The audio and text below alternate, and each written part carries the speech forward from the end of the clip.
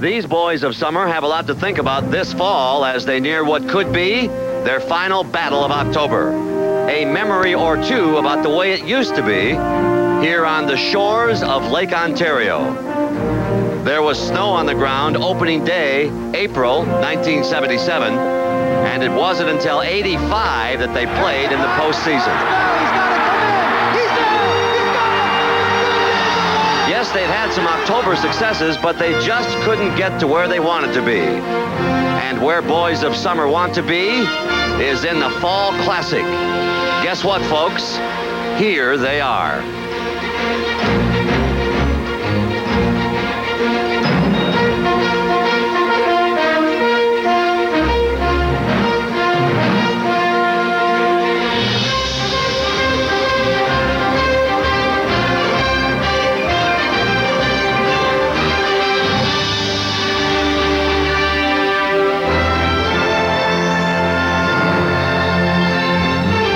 How these things work out. One day everybody's doubting you. The next day you are dazzling them with confidence.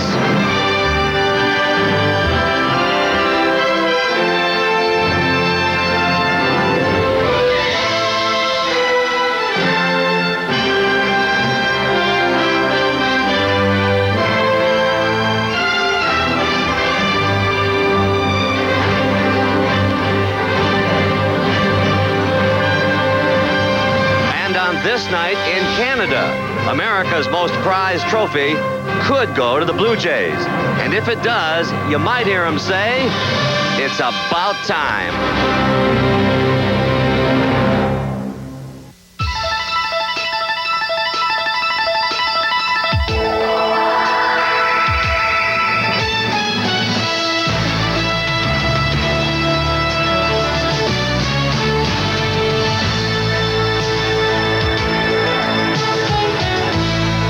Canada is preparing to pop the cork on a celebration that's been bottled up for over a decade and a half.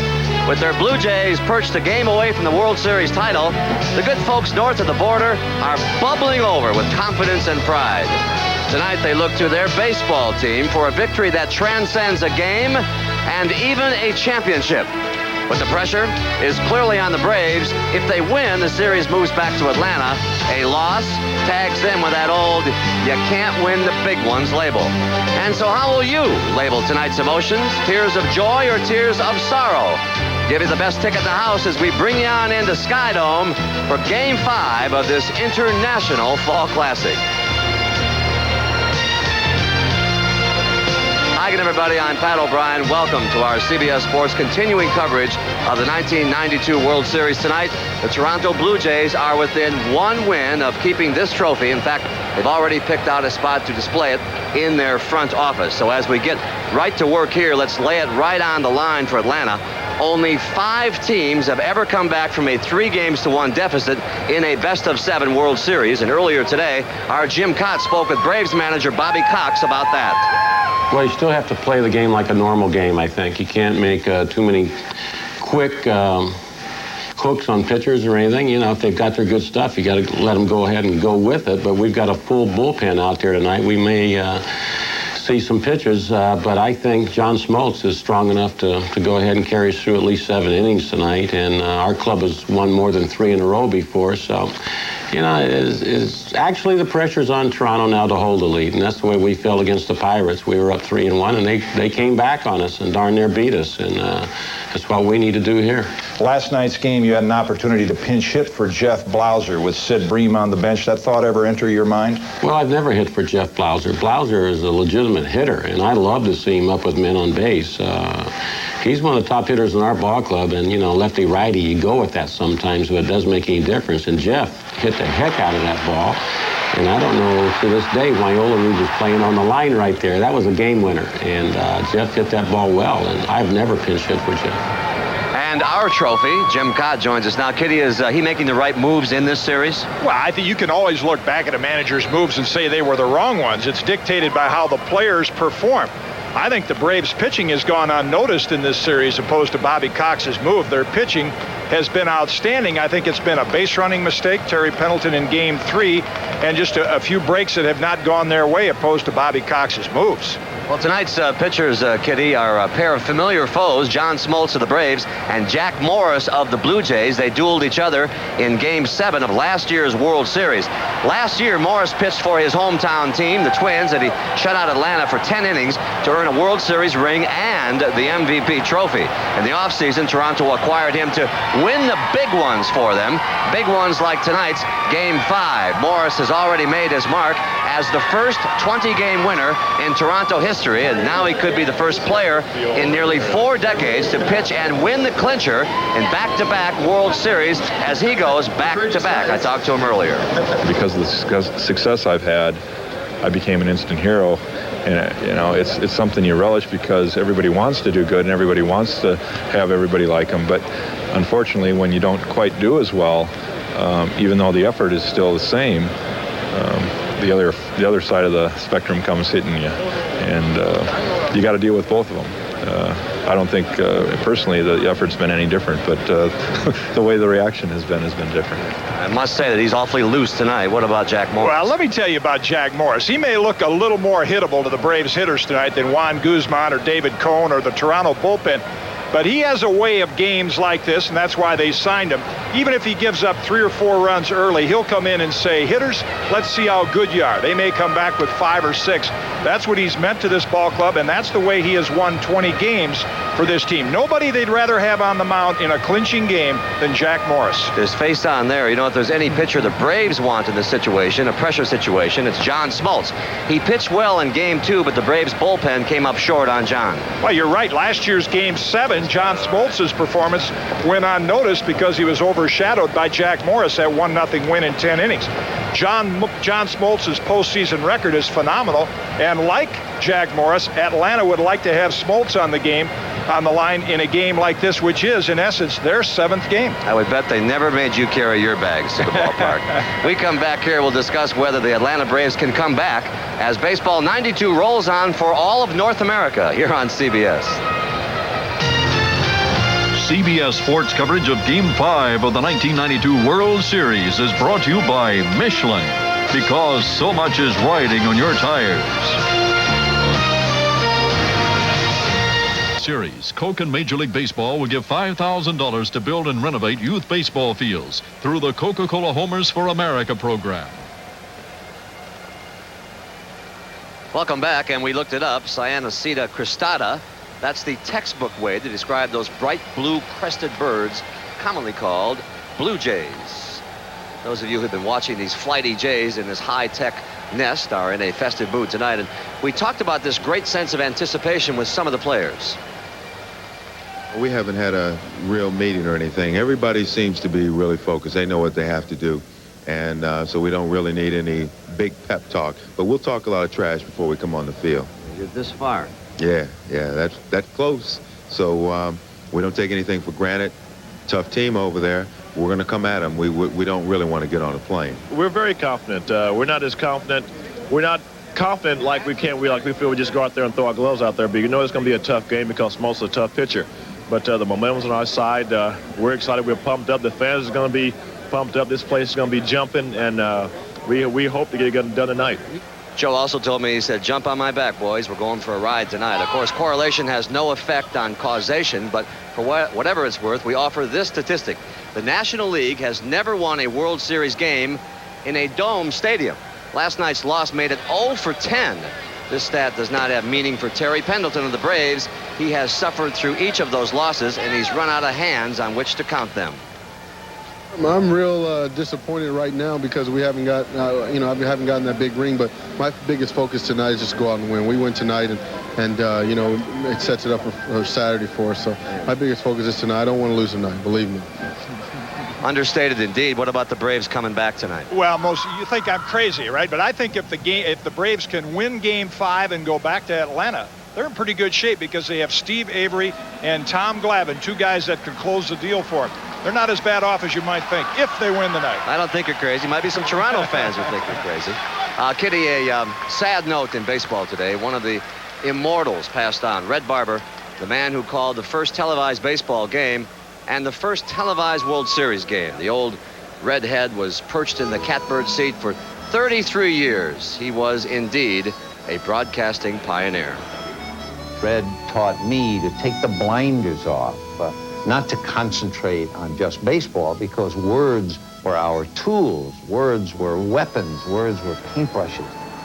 Barber and Mel Allen were the first Ford Frick Award winners, tantamount to the induction in the Hall of Fame. You're not going to have any friends with the newspaper men. I said, why? He said, because you're going to make them go to work. Because you're giving out every detail, pitch by pitch. They can't just sit up and write now that the Reds won yesterday over the Phillies 2-1. They're going to have to start writing. They're going to have to go to the clubhouse. They're going to have to interview ball players. You're going to make them go to work, and they're not going to like you. One of the great voices of baseball has fallen silent. Red Barber was 84. Made headlines with Game 4 last night. We decided to go read them hot off the press. Toronto in the midnight hour. And here comes the Sun. Our brethren in the print media have chronicled quite a tale, and this is the banner headline that greeted all of Toronto this morning. Meantime, down in Atlanta, the printers went about their jobs with equal professionalism, if not exactly equal optimism. And we'll press on here after a word from your local station. Stay with us. Time now for Americans and Canadians to sing their national anthems and to introduce tonight's guest artist. Here is Skydome public address announcer Murray Eldon. Ladies and gentlemen, please welcome MCA recording artist Lyle Lovett and his large band as they perform the American national anthem. Lyle is accompanied by the U.S. Marines Color Guard and the Metropolitan Toronto Police Color Guard.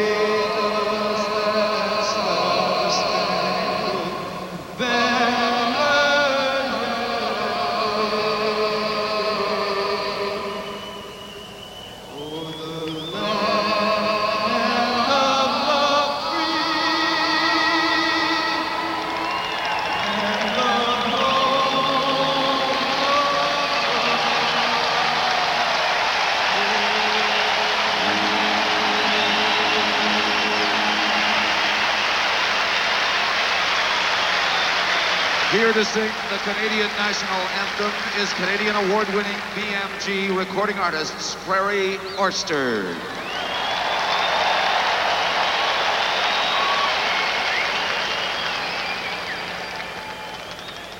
Oh, Canada, our home and native land, true patriot love in all thy sons command. With glowing hearts we see right the true north strong and free.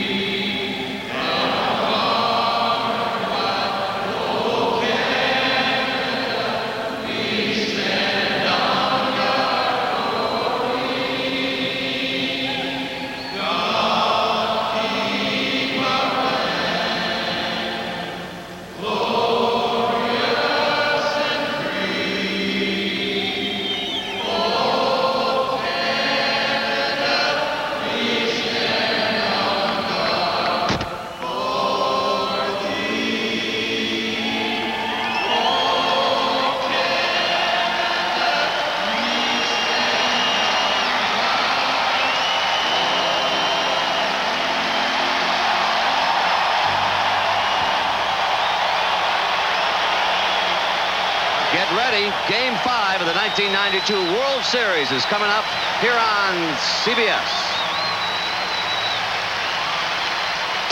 CBS Sports coverage of Game 5 of the 1992 World Series is brought to you by Oldsmobile, the power of intelligent engineering. Miller Lite, it's everything you want a beer to be. And by Magnavox, smart choices for smart people. The ingenious products from Magnavox. They're smart, very smart. Back to Skydome, you know, a couple of miles down the road here is Exhibition Stadium, where it all began for the Blue Jays 16 years ago. And now, a week before Halloween, you just know that those ghosts are begging to be set free. Sean McDonough and Tim McCarver, give us some goosebumps tonight, fellas. Thank you, Pat, and good evening, everybody. Certainly last October, Jack Morris gave baseball fans everywhere goosebumps with his shutout of Atlanta in Game 7 of the World Series for Minnesota.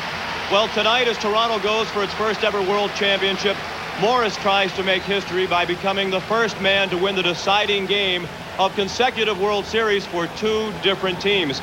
And tonight in Game 5, he'll be opposed by the same man who was on the mound for the Braves in Game 7 last year, John Smoltz. Tim, the big difference in this World Series on the field, the home runs, 5-1 in favor of Toronto. And home runs certainly the story in the first two games, both teams 1-1. But in the last two games, 4 important plays by the Toronto Blue Jays have really turned victory for Toronto. 2 nights ago, the most important play in this series thus far. With runners at first and second, nobody out in the 4th inning, the remarkable catch by Devon White, doubling off Terry Pendleton at second. And remember the sacrifice in the 8th inning, moving Roberto Alomar to third base. That was only the second sacrifice of the year by Dave Winfield. And Toronto went on to win that game and take a 2-1 edge. Last night, Otis Nixon of the Braves leads off with a single, and he is picked off by Jimmy Key, setting the tone for the evening. Later on last night in the 8th inning, Mark Lemke's ground ball off the leg of Jimmy Key, and a remarkable play and recovery by Kelly Gruber. And then Dwayne Ward and Tom Hinkie came in to do their usual stellar job in the bullpen. And Sean, speaking of the bullpen, you said before the series started that Toronto had the edge there, and it's certainly proven that way thus far. Indeed it has. The Toronto relievers have combined to pitch 9 scoreless innings. They've allowed only 1 hit in 27 at-bats. While Atlanta's bullpen has been called upon to pitch only 2 innings, they've allowed 2 game-winning hits. One man who never allowed a game-winning hit is our Jim Cobb. Yeah, not more than a couple of hundred. I'll tell you guys, this crowd is primed to celebrate. And the early innings of every game are important, but especially this one. If John Smoltz can be effective early, Atlanta gets a few runs on the board, you'll quiet this crowd down and give Atlanta a little confidence that they can go back home for 6 and 7. If they don't and the Blue Jays get off early, you may see a repeat of the way they blew out Oakland in the American League Championship Series. Sean? Thank you, Jim. The starting lineup tonight for the Atlanta Braves. Otis Nixon leads off in center field. Deion Sanders back in the lineup in left field. Terry Pendleton is the third baseman. Batting cleanup, the right fielder, David Justice. Lonnie Smith, the DH, batting fifth. Batting sixth at first base, Sid Bream. The shortstop, Jeff Blauser, hits 7th. Batting 8th and doing the catching, Damon Berryhill. And the second baseman, Mark Lemke, bats 9th. And the defense for the Toronto Blue Jays, Candy Maldonado will be in left field. Devon White, we mentioned his remarkable play 2 nights ago. He's the center fielder. Joe Carter, the right fielder this evening. And we mentioned Kelly Gruber's fine play last night. He'll be at third. Manuel Lee at shortstop. Roberto Alomar at second base. John Olerud will be the first baseman. And the leading hitter on either side, Pat Borders, behind the plate this evening. And on the mound, Jack Morris, who pitched 10 shutout innings against Atlanta in Minnesota's 1-0 win in Game 7 of the World Series last year. Jack was not as effective in his only appearance in this World Series. He was the loser in Game 1, victimized by the 3-run homer by Damon Berryhill in Atlanta's 3-1 win, the Braves' only win in this series. Toronto has won the last 3 games in this World Series, all 3 of them decided by 1 run. And a sellout crowd is on hand, hoping to watch Toronto deliver the first ever Baseball World Championship to Canada. Otis Nixon leads off. He's 3 for 16 in the World Series.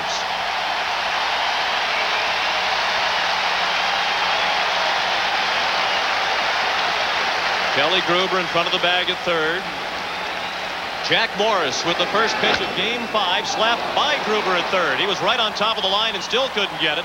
A fan did, and Otis Nixon leads off with a double on the first pitch of the game. You might recall in Game 1 he singled on the first pitch of the game thrown by Jack Morris. That is only the 4th extra base hit of the series for Atlanta.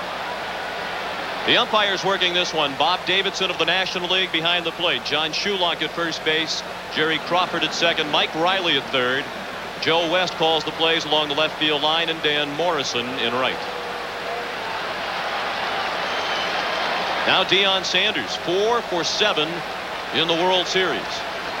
Despite the fact that he has appeared in only 2 of the first 4 games, he has more hits than any other Atlanta player. Chased the high hard one and missed. 1 strike on Sanders. You saw what happened when Kelly Gruber played in with Otis Nixon. That's one of the advantages for a left-handed batter. If you have a controlled swing to the left side, you can often spank it by that third baseman who's drawn in. He's got to play in for the bunt.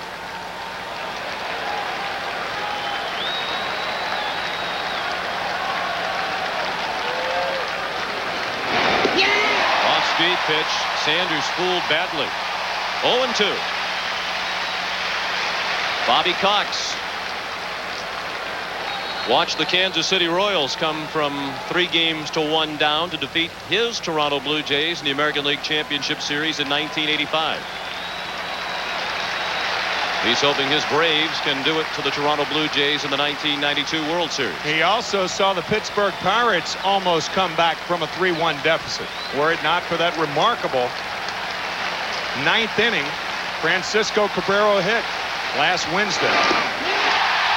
Again, Morris had Sanders way out in front of the tantalizing off-speed pitch for the first out of the night.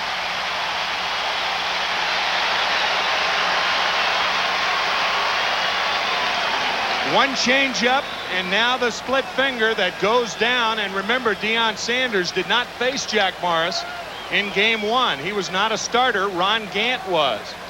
So it's all new to Deion Sanders as he fails to move Otis Nixon. Terry Pendleton, the batter.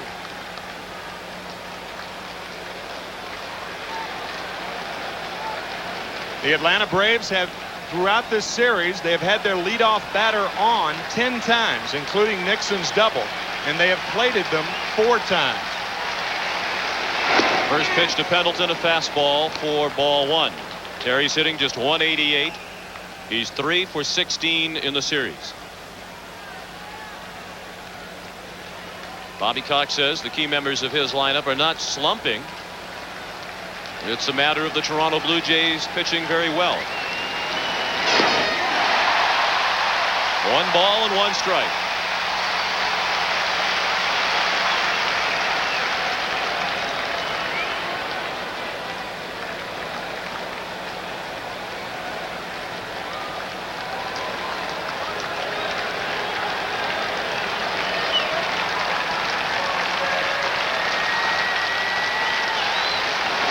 Nixon takes off for third, and he'll steal third as the pitch was in the dirt. So Otis Nixon has the stolen base, his 4th in the World Series, without being caught. With 1 strike on Terry Pendleton, he had planned on taking this pitch all the way, even though Otis Nixon was going to third base. He saw the jump that Nixon had, and he was willing to take a strike to get 2 strikes on him to get Nixon to third base. Stolen base number 4 for Nixon during this series. And the 12th for the Atlanta Braves. Pat Borders has only thrown out 1 base stealer. He was stunned a bit by that ball in the dirt. The infield is in for Toronto. With a runner at third and 1 out in the top of the first. No score in the ball game. The 2-1 to Pendleton is fouled straight back.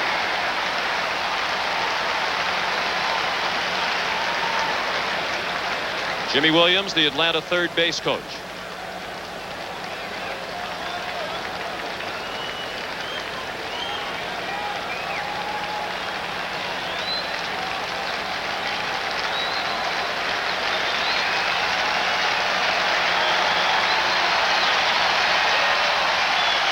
Now the 2-2 pitch. Late swing and a foul ball off to the left. With the infield in and a runner at third and less than 2 outs, the third base coach will tell the runner, make the ball go through. But you're on your own if it's a high chopper. If you can determine that the ball is going to be chopped high, then you're on your own to try to score. Another 2-2 to Pendleton. High and away. You saw David Justice on deck.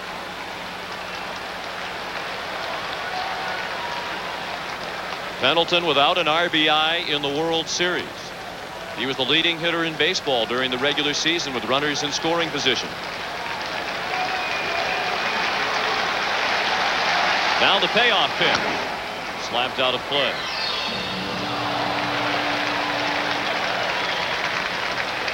Certainly the Toronto Blue Jays have pitched very well as a staff in this series, but Jim Leyland made the point in the playoffs about the need for big players to rise to the occasion in big games, and certainly in this series, batters 3, 4, and 5 in the Atlanta lineup have not, including Pendleton.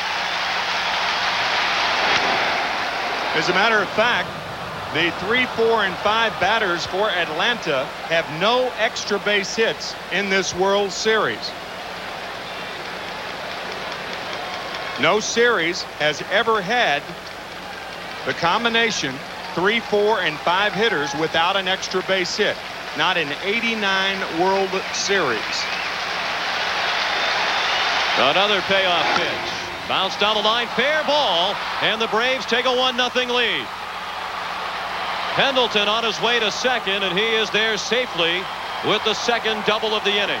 And that erases that little note, doesn't it? Mm-hmm.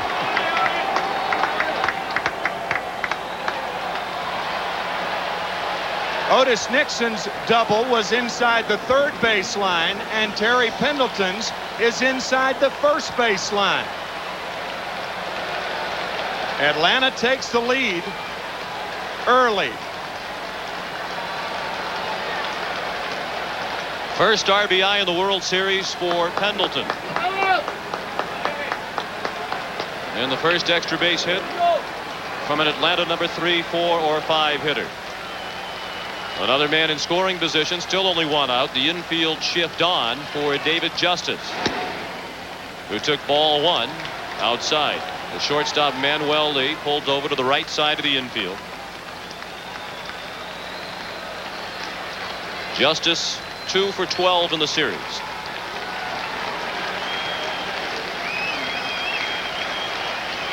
Justice has walked 4 times, more than any other player.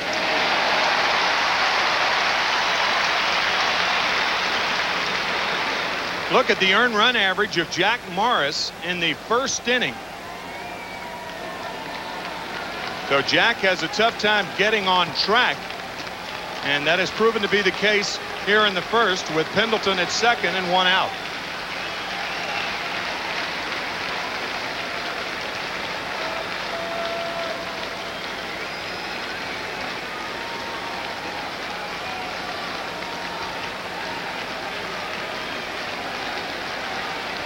The 1-1 pitch. Missed low as again Morris changed speeds. 2 balls and a strike. Cito Gaston was remarkably relaxed before the game as we visited with him in his office. You can afford to be relaxed when you're up 3 games to 1. Have a little cushion. That was Gene Tennis alongside one of the Toronto coaches. Foul tipped in and out of the mid of borders. 2 balls and 2 strikes on Justice. It happens every 10 years for Gene Tennis. He was the most valuable player in 1972 for Oakland. He also played in the World Series, a winner for the St. Louis Cardinals in 1982, and he's back as a coach here in 1992. 1972, Johnny Bench said the Cincinnati Reds didn't even have a scouting report for Gene Tennis. He was such an obscure player, but he was forced into action and hit home runs in his first 2 at-bats, the only player in World Series history to do that. Jack Morris trying to make World Series history himself tonight. The Braves lead 1-0. We're in the top of the first, and Justice strikes out on the fastball. Second strikeout in the inning for Jack Morris.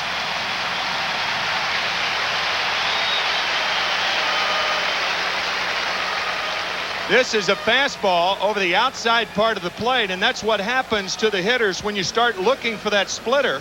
What would normally be a hittable fastball becomes much faster because you're looking for a slower pitch. He just blew that ball right by Justice. Lonnie Smith, the DH again tonight. 1 for 8 in the series. Fastball high and tight. So again tonight, Ron Gant is the odd man out of the Atlanta starting lineup, with the right-handed Jack Morris on the mound. Pendleton at second with 2 down. 1 run in here in the first for Atlanta. That was by Nixon and Pendleton. There's a fly ball, pretty well hit, but room for Carter in right center. That ends the inning. The Braves get 1 off Jack Morris in the first. After half an inning, Atlanta 1 and Toronto coming up. Roberto Alomar is the second baseman, batting third in right field, Joe Carter. Dave Winfield is the DH, batting cleanup. John Olerud at first base bats fifth, batting sixth in left field, Candy Maldonado. Kelly Gruber is at third base, hitting seventh. The catcher, Pat Borders, bats eighth and hitting ninth. The shortstop, Manuel Lee. John Smoltz is 2-0 during this postseason, and for his career, he is 4-0 with a 2.04 earned run average. He worked 7 1/3 innings in Game 2, and last year against Jack Morris, he worked 7 1/3 innings, allowing no runs. That game won by the Minnesota Twins 1-0 in 10 innings. 1-0 Atlanta as the Blue Jays bat for the first time in Game 5. Devon White, 4 for 17. Smoltz first pitch fouled out of play. White had 3 of those 4 hits last night, 2 singles and a double. He drove in a run.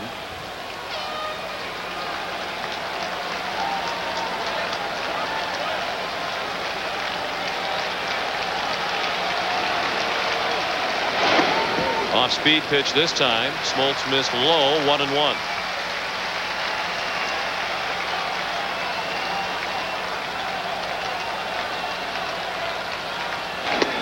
Check swing, that's on the corner, says Bob Davidson. White did not agree. I think what you said at the outset was right on the money. The key play of this series to date, the catch by Devon White off David Justice in Game 3.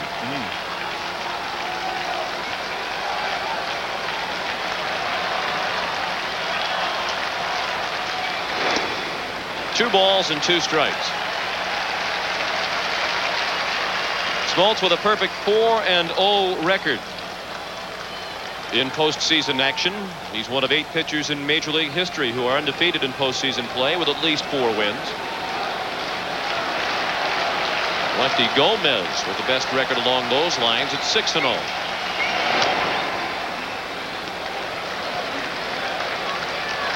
Still 2-2 on Devon White.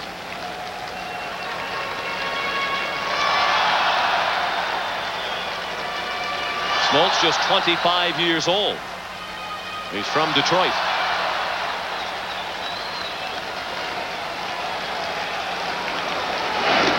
Check swing and a ball low. That's one of the remarkable things about this Atlanta pitching staff. Steve Avery, 22. Tommy Glavine, 26. Pete Smith, 26. John Smoltz, 25. They're not only good, they're going to be good for a long time. Payoff pitch to the leadoff hitter. He blew him away with the fastball. John Smoltz, who was the National League leader in strikeouts in the regular season, strikes out the first Toronto batter of the night. He had 215 during the regular National League season, and you can see how he generates that power with the lower part of his body. All fastball power pitchers obviously have good arms, but they also have strong lower parts of their bodies. Alomar chopped the first pitch to short. Blauser threw him out, 2 down. The defense for the Atlanta Braves, Deion Sanders in left field. There's Dion. Otis Nixon will be in center. David Justice in right field. Terry Pendleton has won 3 Gold Gloves. He's at third. Jeff Blauser at shortstop. Mark Lemke, the second baseman. Sid Bream strong at first defensively. And Damon Berryhill behind the plate. And at the plate, Joe Carter with 2 down, the bases empty in the bottom of the first. The Braves lead 1-0. Carter 3 for 13, 2 of his hits solo home runs. 1 strike on the Toronto right fielder.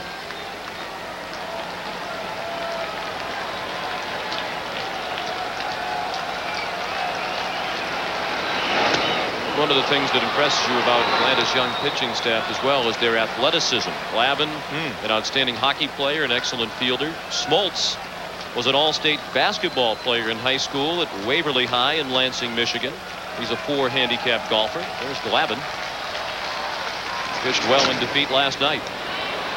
Carter pops it foul and out of play. Still 0-2. Steve Avery combined his skills offensively and as a pitcher in high school. A fine hitter. Pete Smith, a good athlete.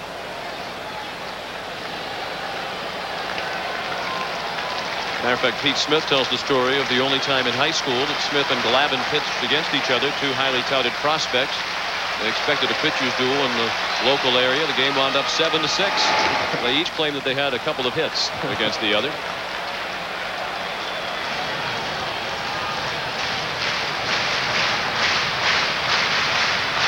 .500 hitter lifetime against Smoltz is Joe Carter.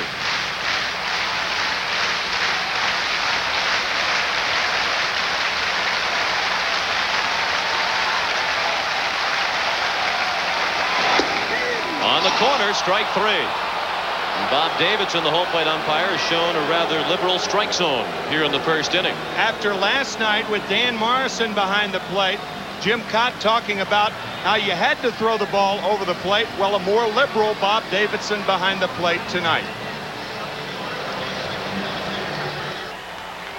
Well, you can find just about anything that you would like to eat or drink at the Sky Dome, including Italian ice.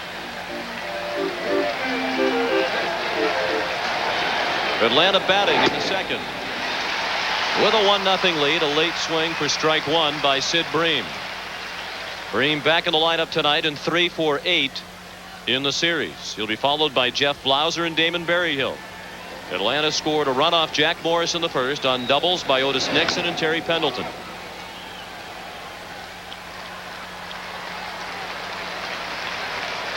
Oh, 2 on Sid Bream.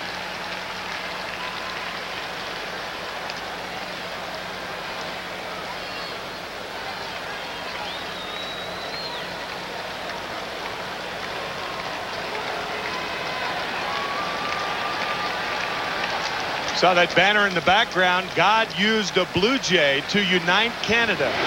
Possible. Bream into center field. It's caught by Devon White.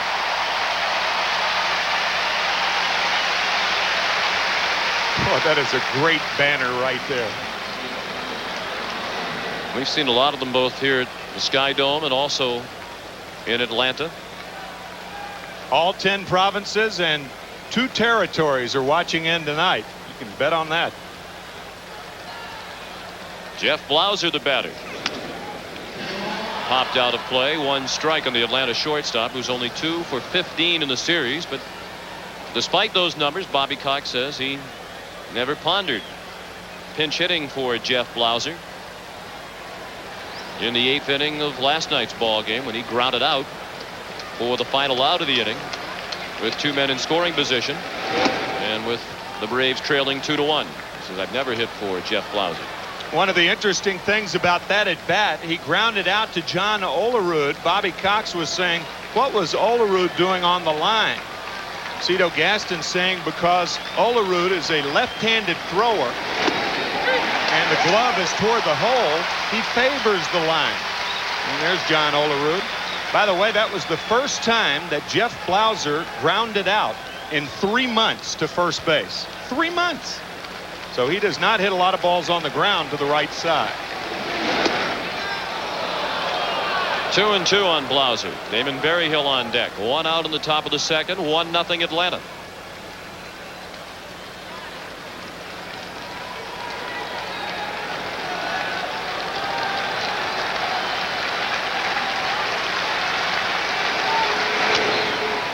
Out of play to the right side.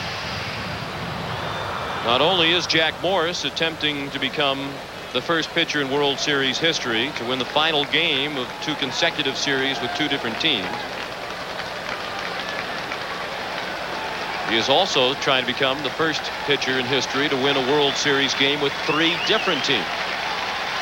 He's done it for Detroit and Minnesota.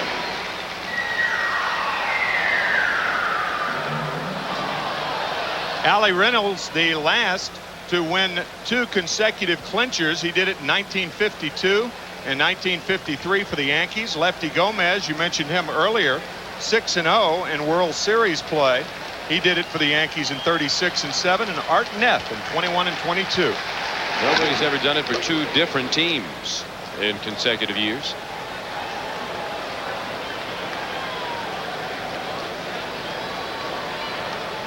Morris won 21 games for Toronto in the regular season.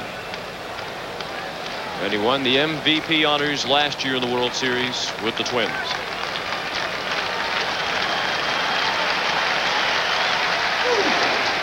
In the dirt. A full count on Blauser with 1 out and the bases empty. Catfish Hunter won the clincher for 2 different teams, but not in consecutive years. He did it for the Athletics in 1972. And then for the New York Yankees in 1978.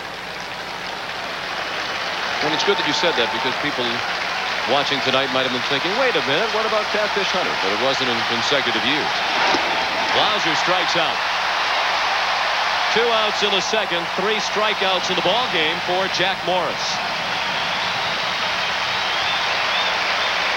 All of the strikeouts so far for Morris has been on fastballs. You can see the 2 fingers together. When the fingers are split, the ball goes down. When the fingers are together, that's his cross seamer, and the ball stays on the same plane. That's the fastball. Off-speed pitch popped up in foul ground by Damon Berryhill. Kelly Gruber makes the play. The Braves go in order in the second. After an inning and a half in Game 5, Atlanta 1 and Toronto nothing. Sean McDonough with Tim McCarver, our producer. Bob Dekas, our director. Bob Fishman, delighted to have you with us from the Sky Dome in Toronto, Game 5 of the World Series. Led by Atlanta at the moment, 1-0 as Dave Winfield steps in to begin the bottom of the second. John Smoltz worked a 1-2-3 first while striking out 2. Winfield takes a fastball for a strike. He's 3 for 13 in the series. Still looking for his first ever World Series extra base hit.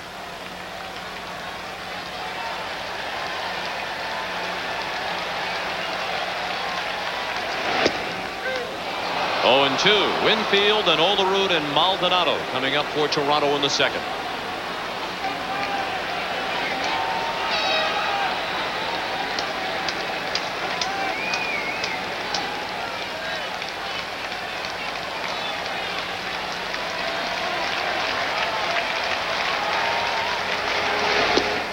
Check swing at a breaking ball. They appealed down to first. No swing. Nobody in the major leagues has more plate coverage than Dave Winfield. That's why he stands way back in the box, way away from the plate. At 6'6" with long arms, he can go out and handle that outside pitch, even though he is a long way from the plate.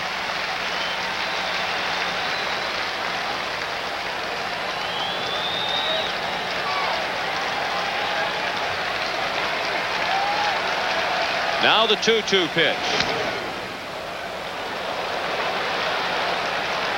Winfield can be a free agent at the end of this season if the Blue Jays do not offer him salary arbitration. Winfield's agent says the talks are underway aimed at keeping him in Toronto, and it seems like a good move for both parties. Certainly Winfield has flourished here this year. He hit .290 and drove in 108 runs in the regular season. And the Blue Jays are in their first World Series, and Winfield a big part of that.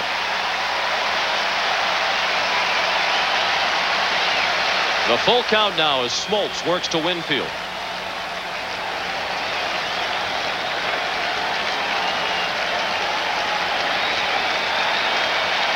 The 3-2 pitch. Line to center field. Nixon on the run makes the catch.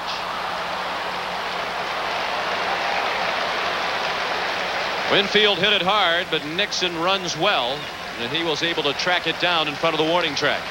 Winfield likes to extend his arms. He extends his arms and hits it hard to right center. But Otis Nixon, like his counterpart, Devon White, an excellent center fielder.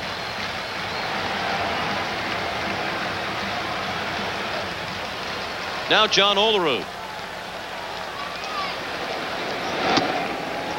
Fastball missed for ball one. Olerud 2 for 10 in the series.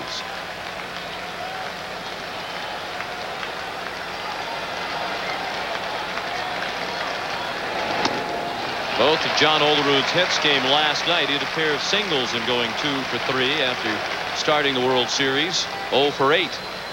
We mentioned last night that John Olerud has a quiet bat. The one thing that the hitting instructor, Larry Heisel, has done with Olerud, he's talked him into moving his fingers. You see that left hand? It's almost like he's playing a flute. Interestingly, Ernie Banks used to have that same finger movement on the bats. It relaxes the hands, and it gives him a triggering mechanism. A lot of times, if your bat is too quiet, the ball's on top of you too quickly. But if you're wiggling those fingers, relaxing the fingers, it allows you to trigger very quickly. Fastball in for a strike.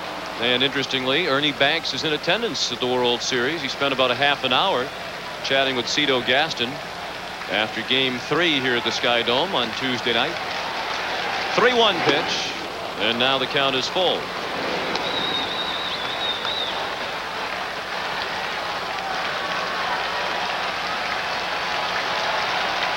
.95 miles per hour. The last fastball from Smoltz.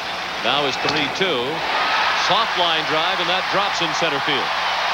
So the Blue Jays have their first hit of the night, and John Olerud has his third consecutive hit dating back to last night. In Game 3, with Jeff Reardon on the mound, the count no balls and 2 strikes to Candy Maldonado, and the base is loaded. And a drive over the head of Otis Nixon wins it for Toronto, and they go up 2-1, and they win last night, and they need one more victory to win their first World Championship ever. That hit the only hit in this series for Maldonado. He's 1 for 11. Tying run at first for Toronto with 1 out in the bottom of the second. The Braves lead 1-0. Smoltz misses low and away. Olerud is not a very good runner at first, and Bream is playing a little bit behind him.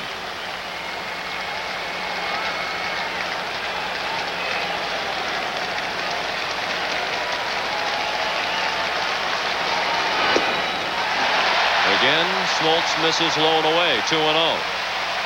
Rich Hackert is the Blue Jays' third base coach.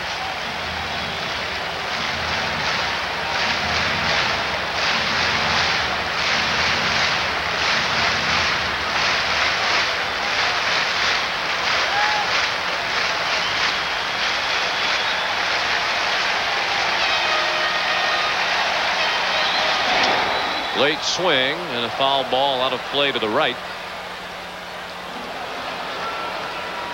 When you hit a 2-0 pitch the other way, that means you do have a tendency to hit the ball the other way. And sure enough, Maldonado is not strictly a pull hitter. You can see that his hits are distributed rather fairly the other way also. Foul tipped into the mid of Berryhill. 2-2, and certainly the Atlanta outfield defense has the chart that you just saw in mind, as Otis Nixon in center field is shading right, and Justice in right field is a couple of steps toward the line.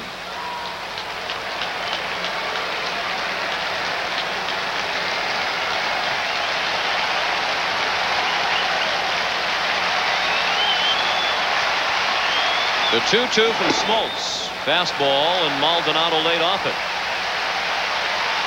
Smoltz has faced 3 batters here in the second and has gone to a full count with all 3 of them.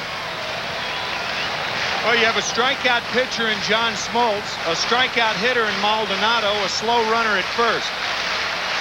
I don't think he'll send him here. Olerud does not run, and Maldonado takes ball 4. The first walk issued by Smoltz.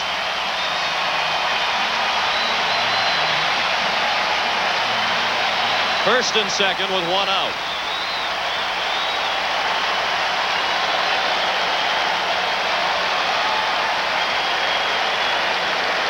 Kelly Gruber, the batter. He's 1 for 11.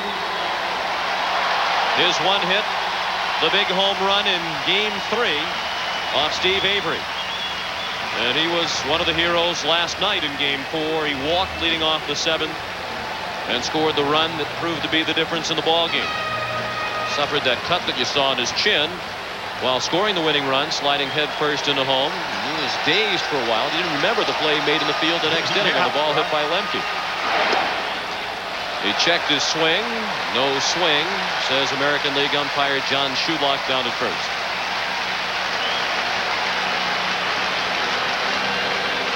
John Olerud, the runner at second. Candy Maldonado at first. With 1 out in the second, Atlanta leads 1-0. This is Game 5 of the 1992 World Series. The Blue Jays lead 3 games to 1. The 1-0 pitch. Popped foul, straight back and out of play. With Toronto up 1-0 last night, 7th inning, Kelly Gruber scores the second run, and that proved to be the winning run. Atlanta coming up with 1 run in the 8th inning. Kelly Gruber had walked to lead off the bottom of the 7th.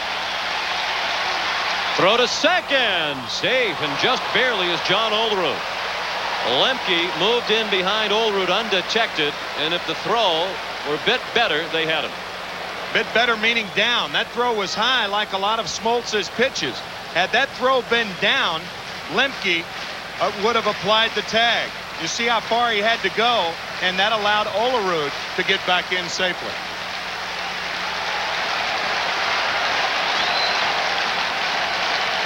The 1-1 to Gruber. Breaking ball for strike 2.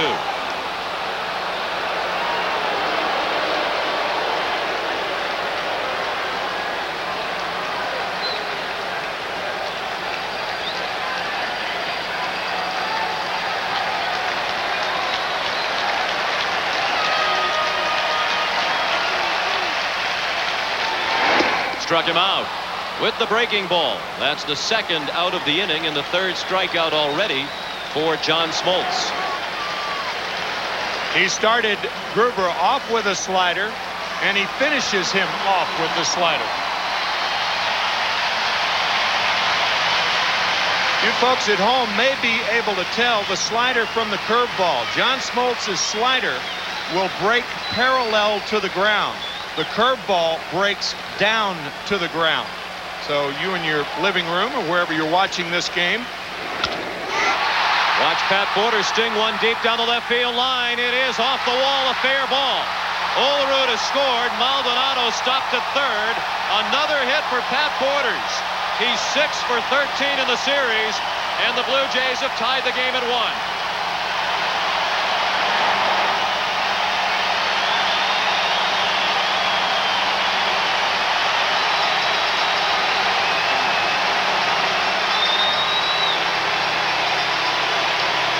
There is no way to hit this pitch unless you're looking for it. You see how far John Smoltz missed with that fastball. Berryhill setting up outside, and the pitch was inside. A 1-1 ball game that hits even at 2 apiece. The RBI, the second of the World Series for Porters. He has to be a leading candidate for MVP honors in this World Series, should Toronto go on and win it. Manuel Lee took a strike. He's up with 2 outs and runners at second and third. He's just 1 for 12 in the World Series.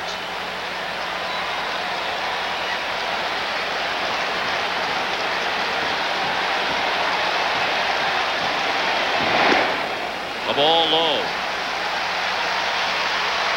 Lee's only hit was a single in game 2. It came off John Smoltz. He's 0 for 7 since then. He's batting from his stronger side of the plate. He fared much better from the left during the '92 regular season. 2 hits and a walk off Smoltz in the inning. Lee lines to third. Solidly struck, but into the mid of Pendleton to end the inning. After 2 in game 5 of the World Series, the Braves and Blue Jays tied at 1. CBS Sports coverage of Game 5 of the 1992 World Series is brought to you by Michelin, because so much is riding on your tires. A Few Good Men, a new film from Columbia Pictures, and by the Heartbeat of America, Chevrolet and your local Chevy dealer. Watch how far Damon Berryhill moves his glove on the pitch to Pat Borders. I mean, John Smoltz missed with that fastball a lot, and he paid for it. As a result, the game tied at 1 as the Braves bat in the third. Number 9 hitter Mark Lemke, 2 for 13 in the series.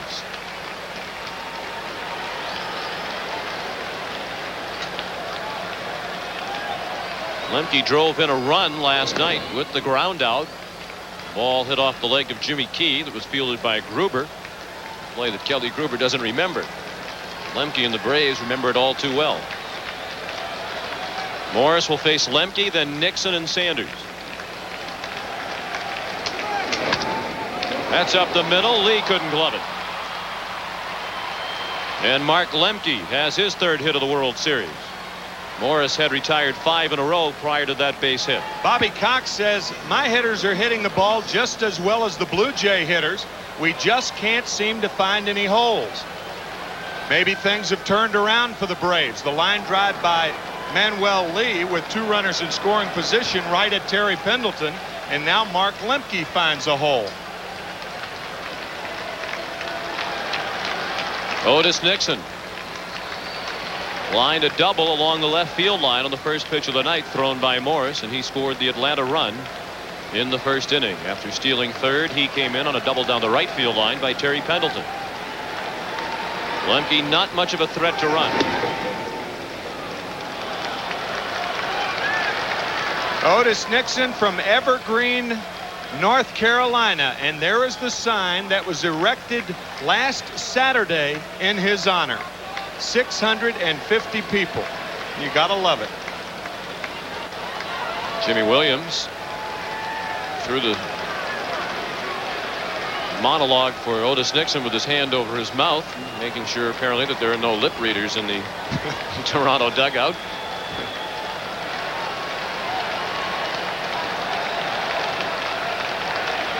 One and 0 the count. Morris has given up 3 hits now through 2 innings plus.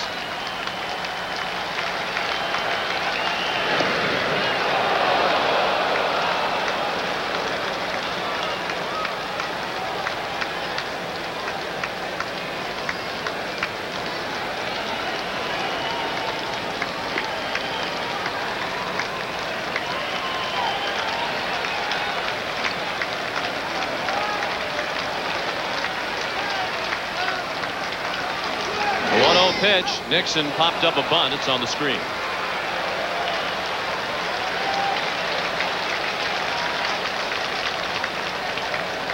With Nixon, it's either or. With a runner on first base and nobody out, when he puts a bunt down, it is not necessarily a sacrifice because of his speed.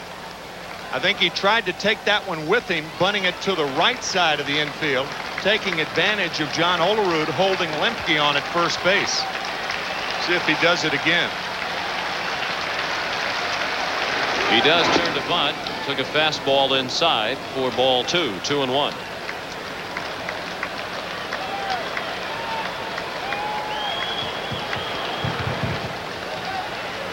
Jimmy Williams rumored to be a candidate for the managing jobs of both expansion teams, Florida and Colorado. Although published reports yesterday indicated that Rene Latchman, a coach with the Oakland Athletics, would become the first manager of the Florida Marlins.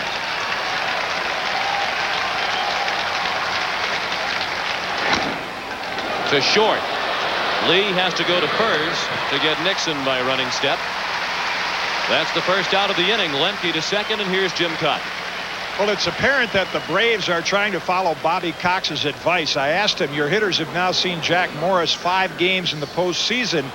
Anything you can attack him with differently? And he said, we swing at too many pitches off the plate. Inning 1, they were patient. They scored a run. Last inning, Bream and Berryhill again chased pitches out of the strike zone, and they had a 1-2-3 inning. And Deion Sanders chased a couple of bad balls his first time up there while striking out swinging. 1-1 the score in the top of the third. Lemke at second with 1 out. Sanders chops 1 to second. Alomar throws him out. If Sanders' foot is bothering him, you wouldn't know it by the way he ran down the line. He made that a very close play on a routine chopper to second. And Deion doesn't appear to be limping as much tonight when he's walking out to his position as he was 2 nights ago when he started and went 3 for 4. And the minute I'd said that, he started limping more. Of course. Been limping on cue of late.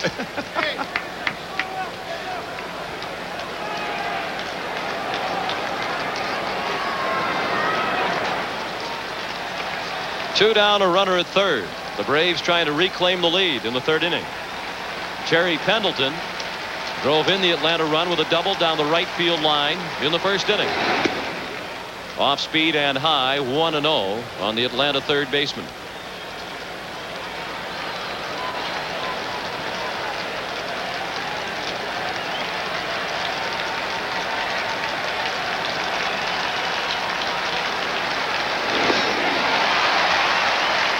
Borders kept it out in front of the plate as Pendleton missed 1-1. Jack Morris with 9 wild pitches on the season, 1 in the World Series, and a fine play by Pat Borders. We have seen Borders time and time again get in that position and keep the ball in front of him. He has just had a terrific World Series all the way around. And the postseason is grueling for all concerned with games on consecutive nights. The only off days are travel days between cities. A 1-1 to Pendleton, fouled straight back. But it must be particularly grueling for the catchers, most notably Pat Borders, who caught more games than anybody else in the American League this year. 137. Tack on another 11. This is his 148th game of the year.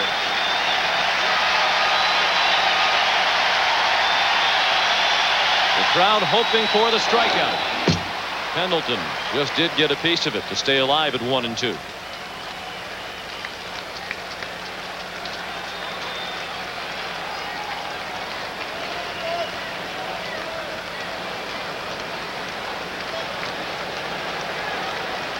Bobby Cox told us that Terry Pendleton is one of those hitters who fares better after he's seen a pitcher a couple of times. Certainly that's true of most hitters, but Cox said it is particularly true in the case of Pendleton.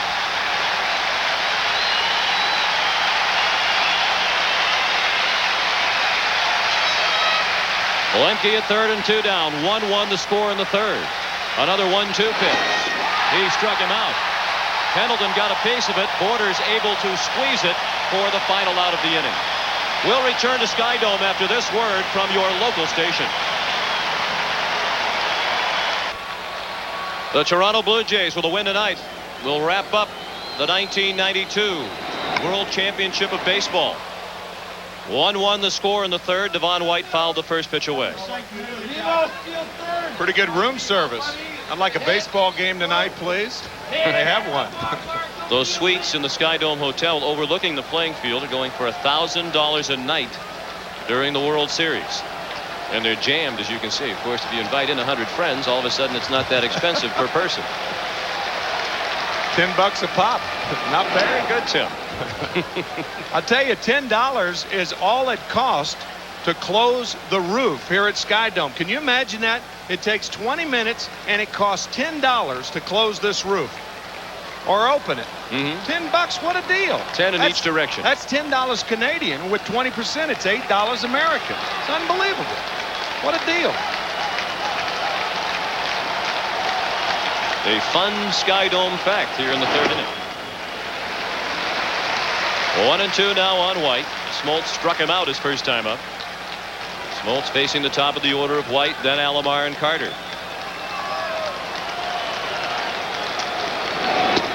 Check swing at a ball high. 2-2.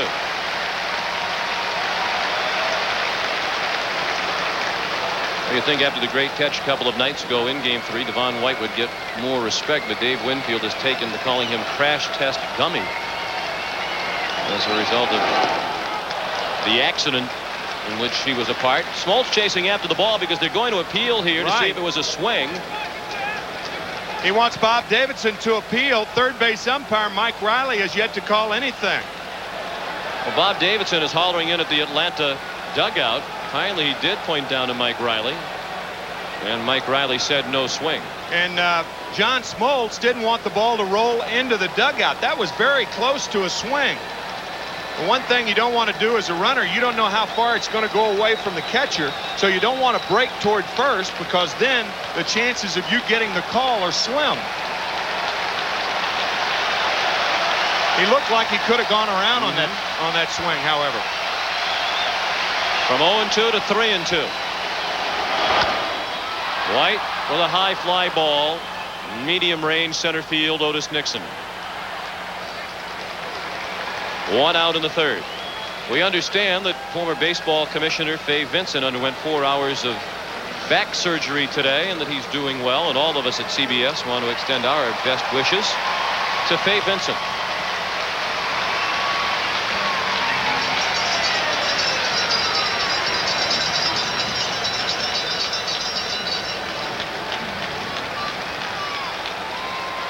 Smoltz looking in at Roberto Alomar. Robbie bounced to short his first time up. 1-1 the score in the bottom of the third. 1 out and the base is clear.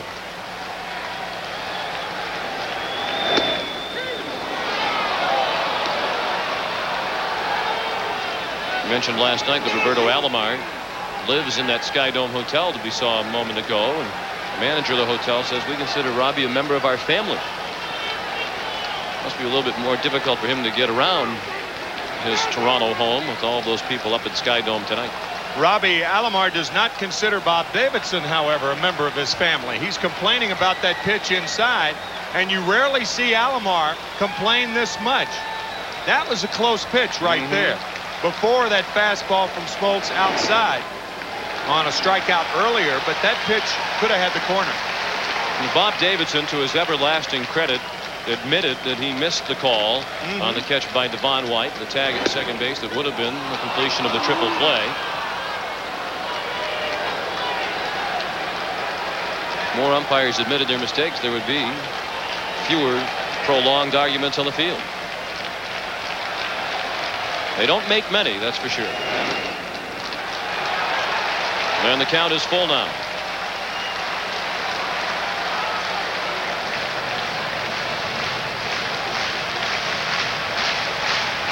Smoltz went to a full count with the first 3 batters last inning. He went full with Devon White leading off this, the third. Now 3-2 on Alomar. This is already pitch number 52, and it's a ball. Smoltz has walked 2. The Blue Jays with a man aboard with 1 out in the third. Once again, we check in with Jim Cott. Well, you mentioned the 3-2 count, Sean, and the 3 days rest philosophy that everyone talks about, whether pitchers could hold up under it. This is the situation. When you throw this many pitches early in a game, John Smoltz will tend to lose the sharpness on that breaking ball, and the ball will stay up in the strike zone. These innings early take out more out of that pitching arm on 3 days rest than anything else. We've seen evidence of that already. Smoltz labored through the second. 2 full counts with 2 batters here in the third. A man aboard with 1 out for Carter, who was called out on strikes his first time up. I think the hitters on both sides approach the pitchers the same way. They try to get ahead in the count so they can get a fastball to hit. When they're behind in the count, they have to fight off the sharp breaking ball and the fork ball, the splitter of John Smoltz, and the splitter of Jack Morris.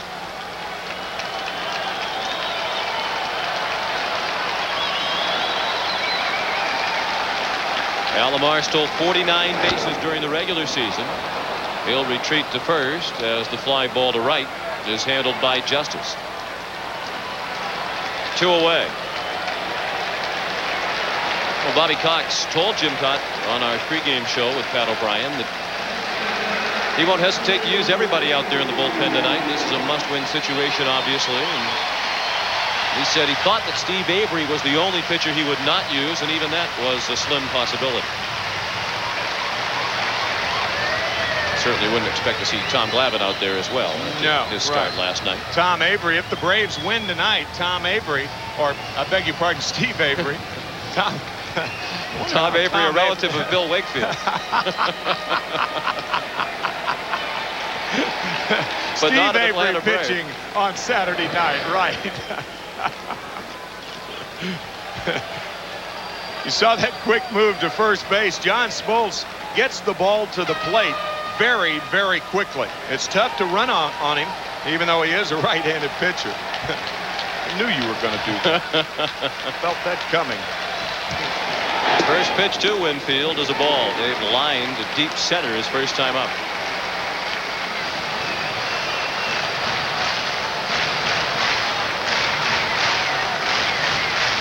Alomar a perfect 9 for 9 in the postseason.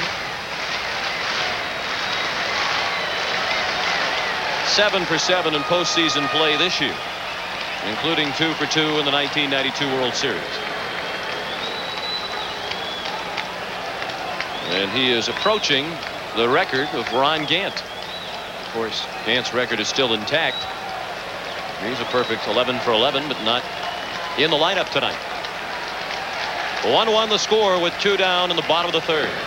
You can see that pattern that Smoltz has. Quick throws to first base, quick throws home. He is very, very difficult to read. Only 11 stolen bases this year in 18 tries against him.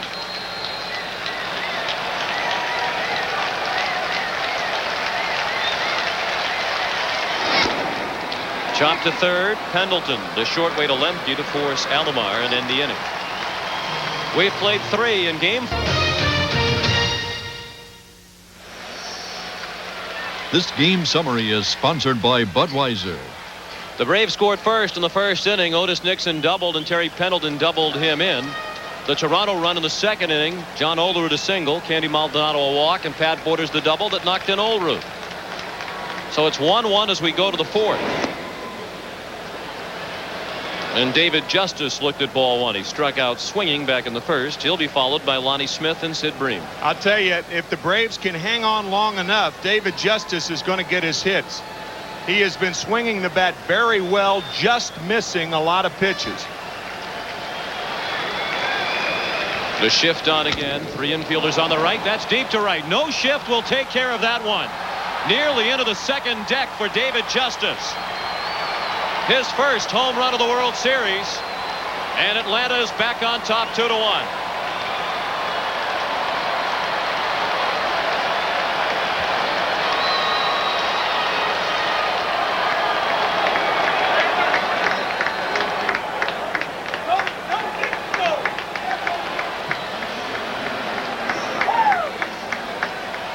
Justice has been just under pitches, but not this one. This ball is crushed to give the Braves the lead. It looked like a high fork ball right around the letters. But not for long. Oh, boy. That ball was smoked. Off the facing of the second deck and right. Lonnie Smith got under that one. Alomar out in a shallow right. Carter calls him off. 1 out.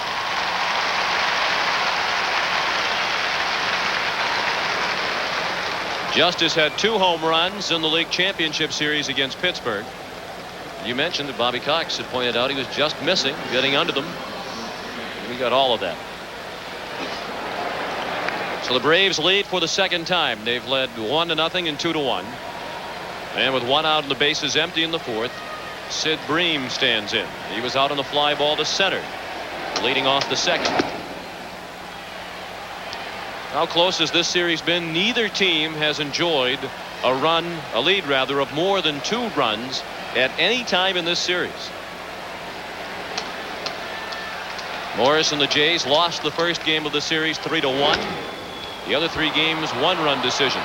Bream hit it a long way to the opposite field, but Maldonado made the play in front of the track.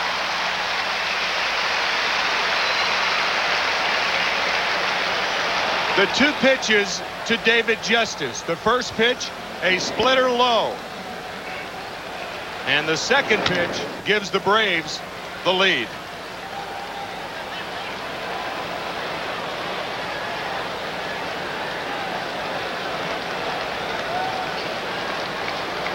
Two down for Jeff Blauser. Blauser struck out swinging his first time up.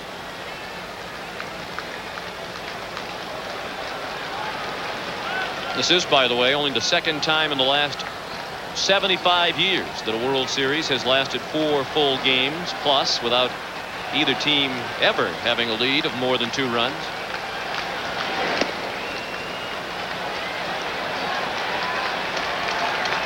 Games have been close, with the Blue Jays have won 3 of them, and Atlanta has only 1 win. They need a win tonight against Cito Gaston's ball club to send the series back to Atlanta for games 6 and 7. 2 balls and a strike on the Atlanta shortstop Blauser.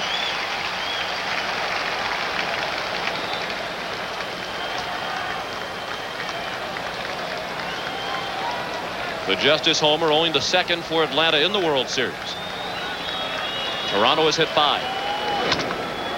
In the hole, base hit. Gruber was playing close to the line, and Blauser bounced it through for just his 3rd hit of the World Series. What does Jack Morris throw? Well, he throws the fastball. You notice how he uses the seams for leverage to throw it harder. He uses the splitter. That ball has a tumbling motion when it faces the hitter, going down. And he uses the slowest of his pitches, the palm ball, and aptly named, as you can see, with that grip.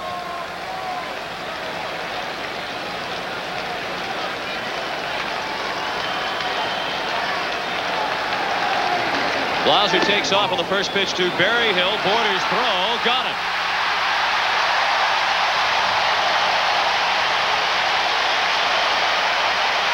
Well, now Pat Borders can do absolutely no wrong. The Braves reclaim the lead on the Justice homer as we go to the bottom of the 4th. Atlanta leads 2-1 thanks to the home run by David Justice in the top of the 4th. John Olerud sends the first pitch of the bottom of the 4th back to the screen. That's a Blue Jay right there. I would say she's definitely cheering for the Blue Jays.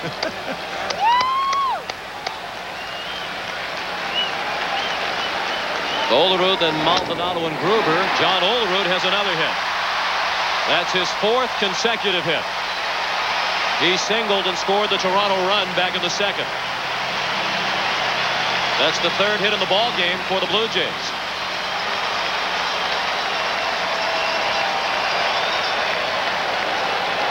You can see John Smoltz angrily throwing the ball down. This splitter just hangs up in the strike zone. John Olerud, who has scored the only run for the Blue Jays, opens the 4th with his 2nd hit. Tandy Maldonado walked his first time up.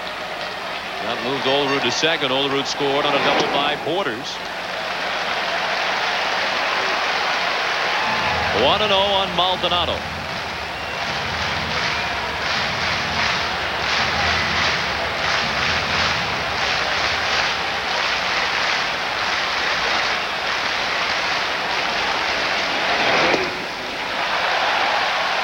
On Maldonado. See, Smoltz is starting to fall behind in the count.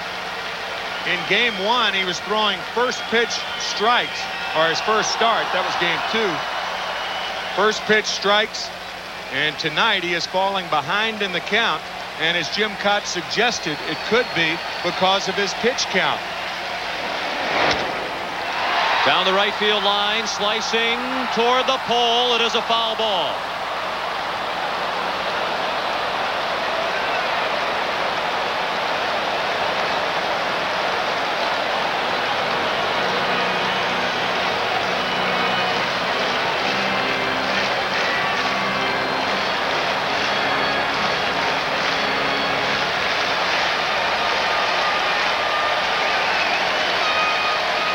Pitching coach Leo Mazzoni chomping on the gum alongside Bobby Cox. 2-1 is high, 3 balls and a strike. We're in the bottom of the 4th. Atlanta leads 2-1. The Braves are out hitting the Blue Jays 5-3. Maldonado at the plate with a count of 3 balls and a strike, and John Olerud is the runner at first. Again, Bream plays a little bit behind him. Kelly Gruber is on deck. The 3-1 pitch. Fouled out of play, first base side. That was pitch number 63 of the night for John Smoltz. The last time Olerud was on at first base, it was a 3-2 count on Maldonado. Cito Gaston elected not to send Olerud. We'll see if that is in effect now also. With the count 3-2, Bream moved in a bit tighter. And Maldonado walks again.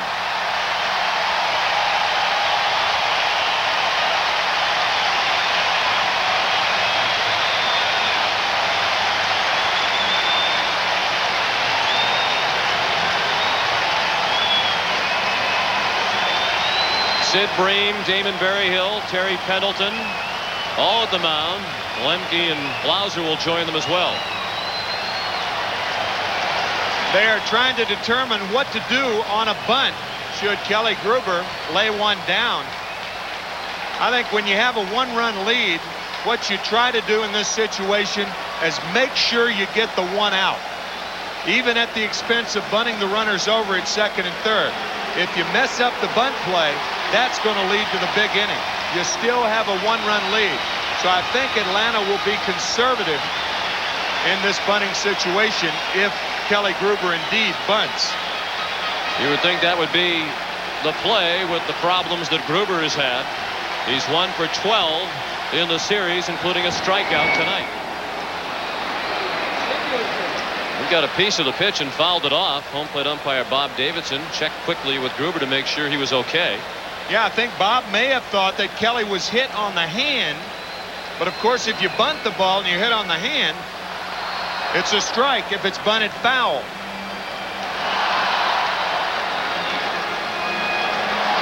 Came very close to hitting the right hand of Kelly Gruber. Gruber only sacrificed once during the regular season.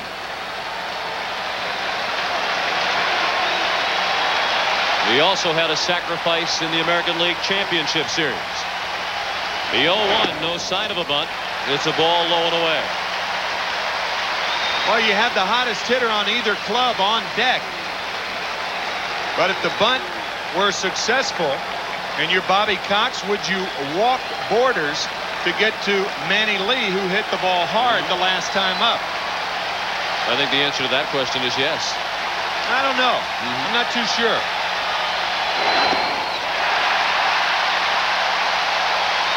Two balls and a strike. One thing is for certain, John Smoltz is not on top of his game tonight. Pete Smith and Charlie Liebrandt warming up here in the bottom of the 4th inning. When he is on, he can dominate. But after 1-2-3 first inning, Smoltz has labored since.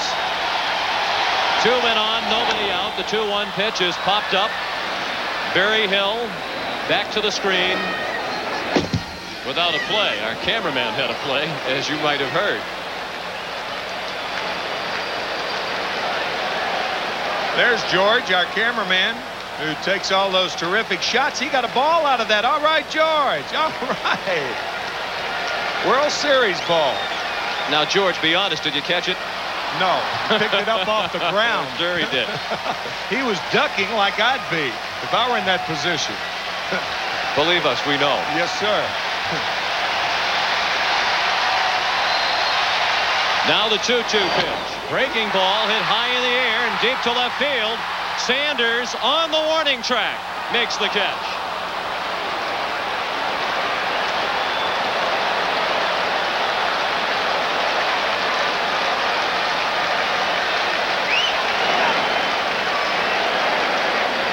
One out. And some anxious moments for John Smoltz and Braves fans everywhere. He hangs the slider right up in Gruber's wheelhouse. And Deion Sanders makes the catch 1 foot from the wall. And Leo Mazzoni, the pitching coach of the Braves, is out there to talk to John. I don't think you talk too much about mechanics during a ball game. But what Leo may be reminding John is to try to stay ahead. Remember, first pitch strikes the most important pitch in any sequence. You get a hitter in the hole, then your pitch becomes less predictable. The Braves lead 2-1. Toronto with runners at first and second and 1 out. In the 4th inning for Pat Borders, who drove in the Blue Jay run in the second with a double off the wall and left.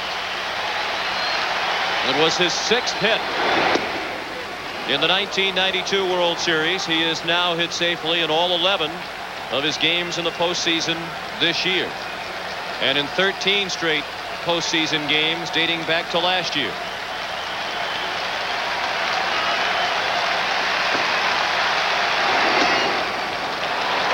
Again, Smoltz missed the mid of Berryhill. He had to move significantly to his left to field it. We've seen that a lot tonight. John Smoltz, control, off target. The 1-1 pitch. That one wasn't close. 2-1.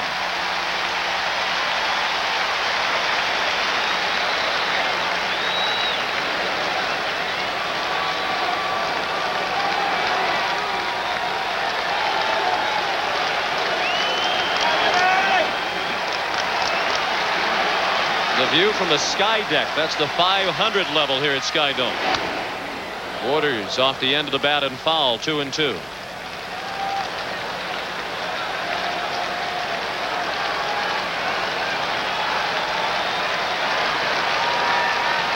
There have only been 3 longer postseason hitting streaks than the one currently enjoyed by Pat Borders. Hank Bauer 17 games, Rickey Henderson 15, Brooks Robinson 14. Smoltz to second. Olerud back safely.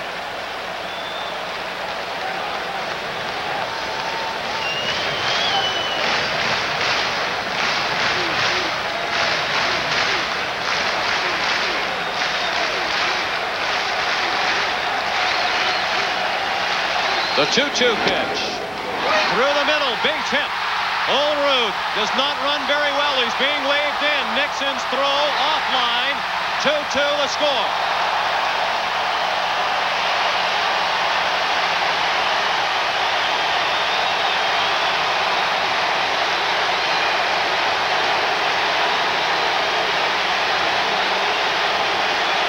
Mark Lemke was shielded from seeing the ball by John Smoltz. Watch. See, you don't see Lemke. Now you see him, and it's too late. Lemke can't pick the ball up. He breaks too late. Otherwise, that's a double play. You see that step to the left? He never picked the ball up. And the Blue Jays tie it. And Pat Borders takes another step toward possible MVP honors in the 1992 World Series. He's 2 for 2 tonight with an RBI double in the second, an RBI single here in the fourth. Borders now 7 for 14 in the World Series, coming off a league championship series in which he hit .318. The go-ahead run is at second. Borders at first. Maldonado the runner at second for the number 9 hitter, Manuel Lee, who lines sharply to the third baseman his first time up. 1-0 on Lee. It's interesting that Mark Lemke was holding Olerud on there and in ideal position to make that play had he seen the ball. But because the ball went through the legs of Smoltz, Lemke didn't get a good jump. Chop to third. Pendleton steps on the bag for 1 to first. Not in time. Bream had to come off the bag to field it. Lee aboard with 2 outs on the fielder's choice. This ball is not hit hard enough for Terry Pendleton to get 2, even though Terry tries. He barely stepped on third base. He almost missed the bag. When he went to the bag, he barely touched it, with the outside of his right foot.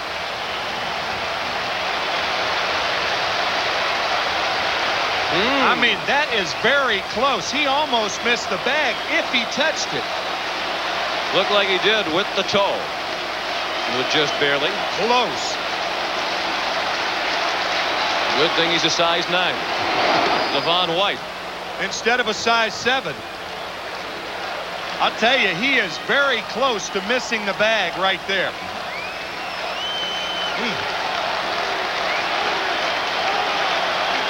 White is 0 for 2 tonight. He is struck out and flying to center. 2-2 the score in the bottom of the 4th.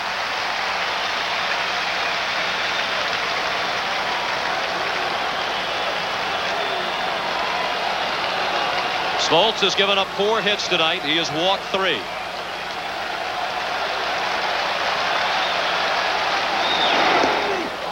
Good change of speeds.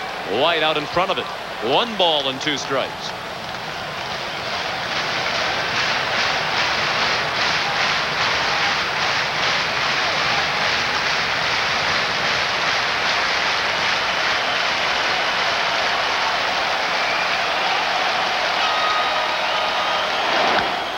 Hold foul, still 1-2. John Smoltz says he hasn't had time to be nervous in preparation for the start in Game 5. He says he's spent so much time being nervous watching the last couple of games in this series, with as close as they have been, that he hasn't really been directing his thoughts at this start tonight.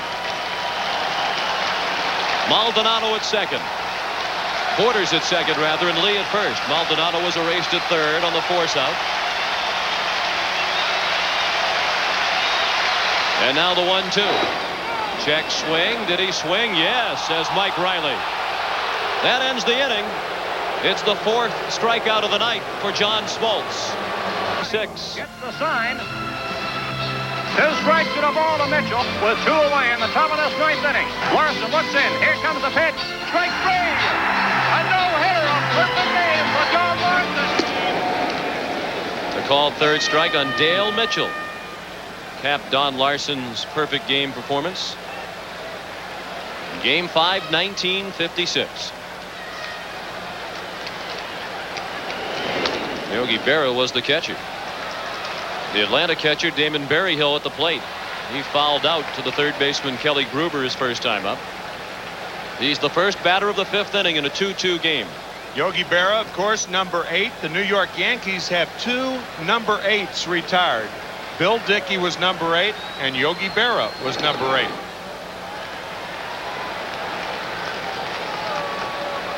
Two great catchers there. I want to know when we're going to get around to some great Tim McCarver moments from World Series gone by.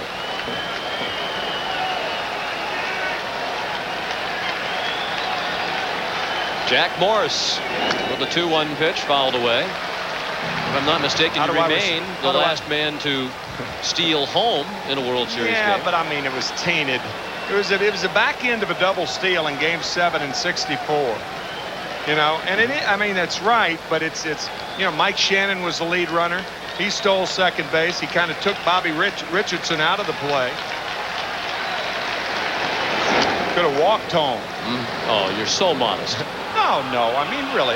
Back end of a double. I mean, there are a lot of people in baseball who think that a back end of a double steal shouldn't be a stolen base. You're right. I'm one of them, so you're out of the books. I am too. Thank you. Not yet. Oh, sure. Downplay it yourself, but then when we take it away from you, you want to stay in there. That's right. I'm not going to be overly humble. The 2-2 to Berryhill. Lined foul. Berryhill, then Lemke in the top of the order. Nixon in the 5th inning.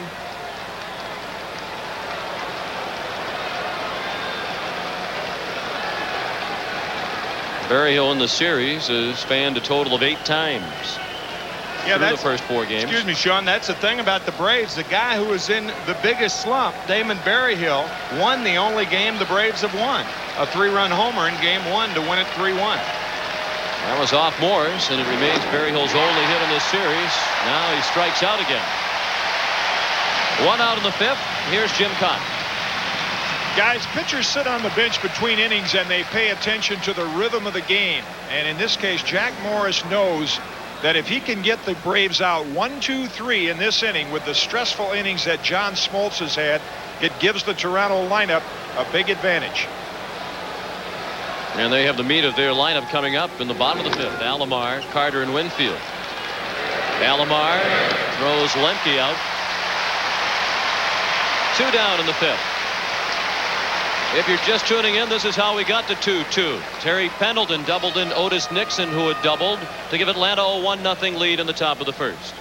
Pat Borders with a double in the bottom of the 2nd to drive in John Olerud, who had singled. 1-1 the score. The Braves out in front again on the first World Series home run in 1992 by David Justice. And Toronto tied it. Again, it was Borders with a single to knock in Olerud, who had singled. So it's 2-2 with 2 outs in the top of the 5th. Otis Nixon 1 for 2. Foul ball, and just barely. Almost identical to the double that Otis Nixon slapped down the left field line his first time up on the first pitch of this ball game. Bobby Cox is saying, how could that possibly be foul? All it has to do is go over the bag. It can go over the bag and land a foul and still be a fair ball. This ball actually hits about 8 feet in front of the bag, right on the line.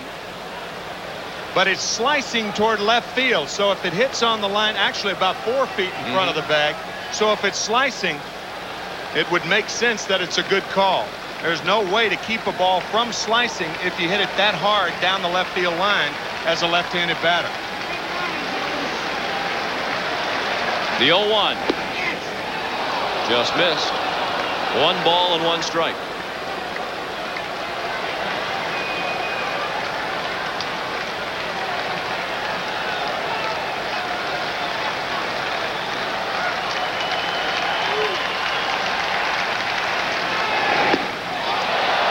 Unlike Game 1 of the World Series, in which Morris walked 5, Jack has had excellent control tonight. He has not thrown a walk. Remember the palm ball? Well, that was it. A little floater. 64 miles an hour. 9 miles over the speed limit. But not in Canada. No. That's a base hit. Otis Nixon, 2 for 3 tonight.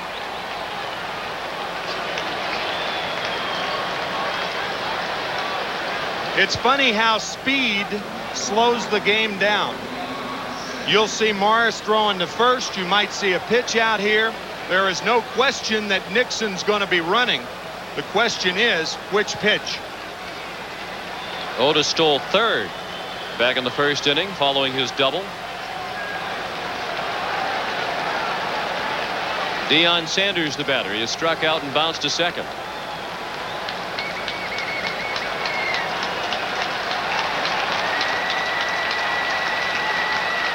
Pat Borders has also thrown out a runner tonight. He nailed Blauser trying to steal. That ended the 4th inning. But Toronto has given up 28 stolen bases in this postseason. That's a record. They've only thrown out 4 would-be base stealers. Nixon off, and the pitch gets away from Borders. Otis slid into 2nd, so that's as far as he will go.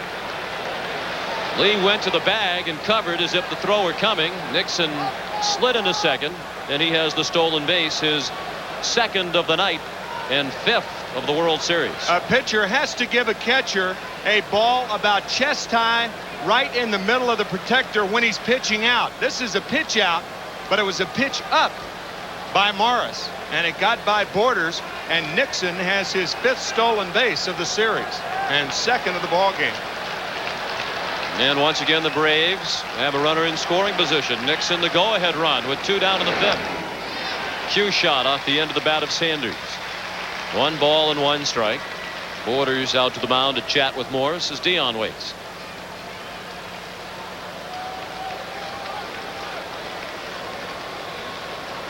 The Braves now with 13 stolen bases in this World Series. The record 18 shared by the Cubs of 07 and the Pirates of 09. And that's the most in a World Series in 80+ years. The 13 posted in this one by Atlanta. This is only Game 5.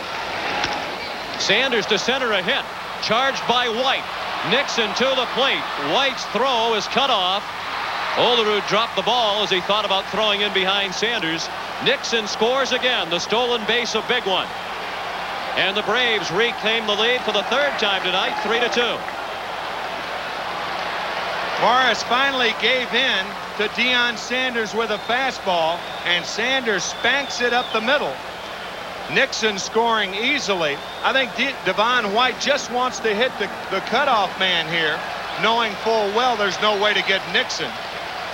And that way Olerud can cut it off and try to throw behind Sanders at first, but he dropped the ball. And what a story Deion Sanders is in this World Series.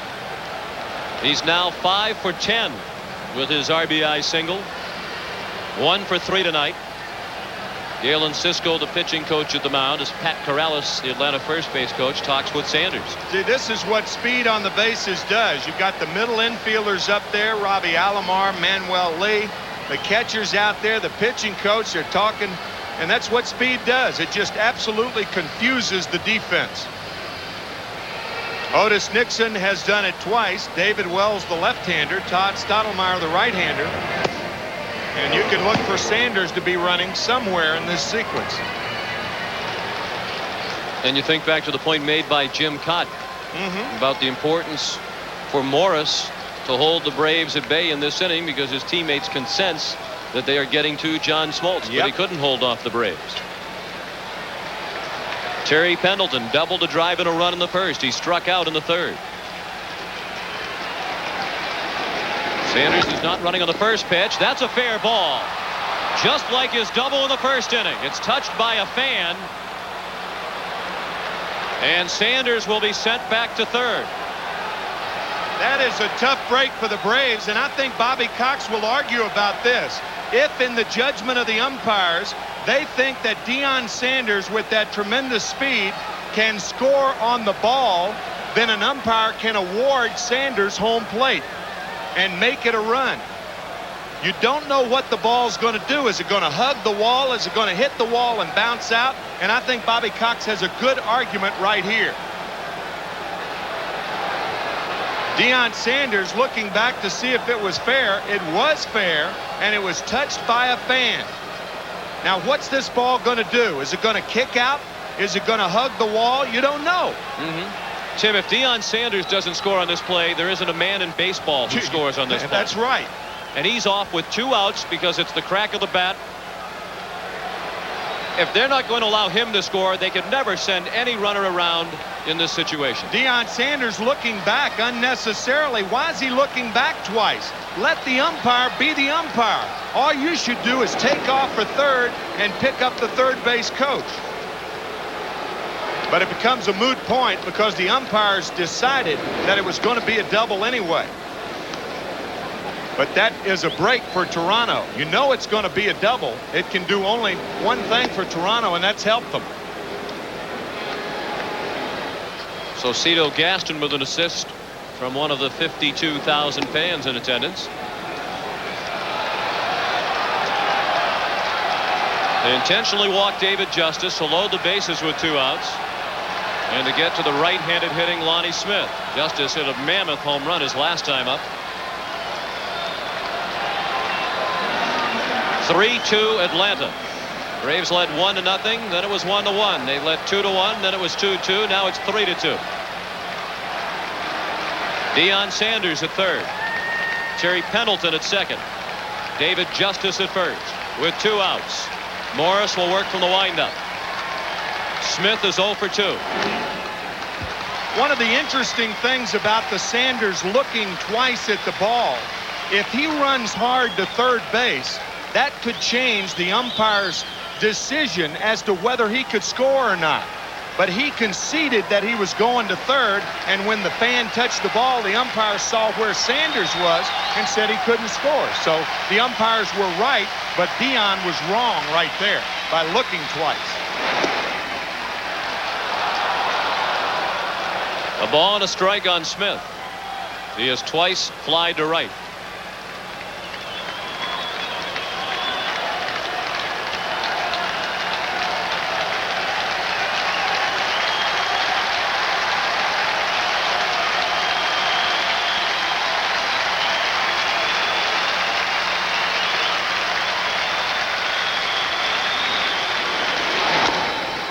Chopped down the line. Gruber. It's a foul ball.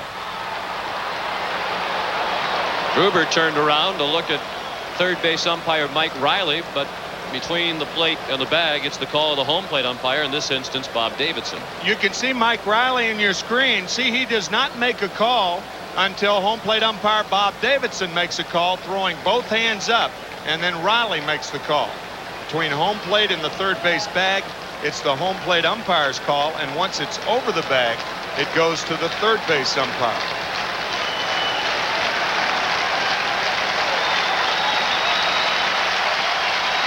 Saw a moment ago that Lonnie Smith is nearly a 300 lifetime hitter with the bases loaded. That includes 3 grand slams. Atlanta 3, Toronto 2. In the 5th inning of Game 5 of the 1992 World Series. The Blue Jays lead the series 3 games to 1. The 1-2 pitch. Fastball, and he fought it off.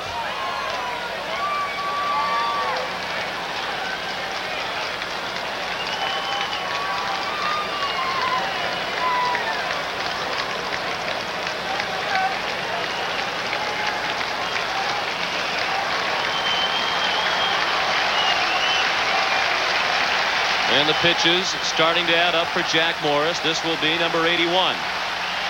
24th of this inning.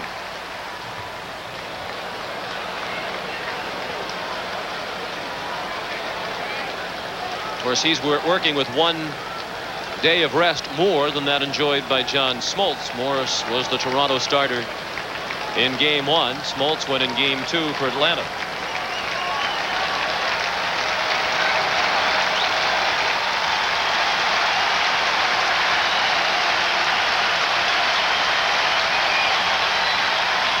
Another 1-2 pitch.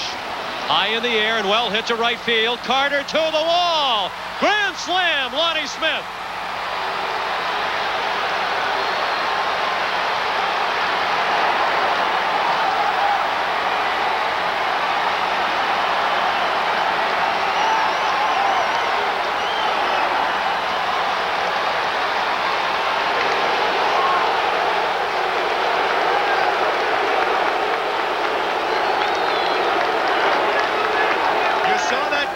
Up there, 3 grand slams for Lonnie Smith, but never had he hit one in the World Series until now.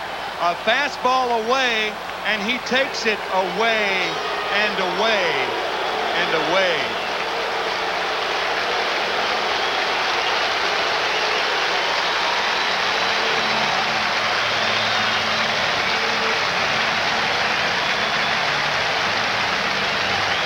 (7-2) Atlanta. We're back in just a moment. Ball's on in relief of Jack Morris, and his first pitch is a breaking ball for a strike to Sid Bream. Well, undoubtedly a lot of folks in Georgia were doing what Marvin Freeman and Javier Lopez were doing when that ball cleared the fence. Oh, what a great shot. Oh, man. A lot of people around Canada were doing what Joe Carter did.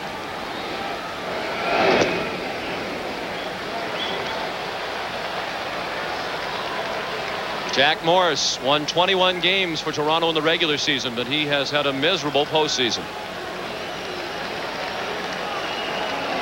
Bream, the 8th batter of the inning, up with 2 outs and the bases now empty. And this is the first lead of more than 2 runs for either team in this World Series. And all the damage came after Morris retired the first 2 hitters in this inning.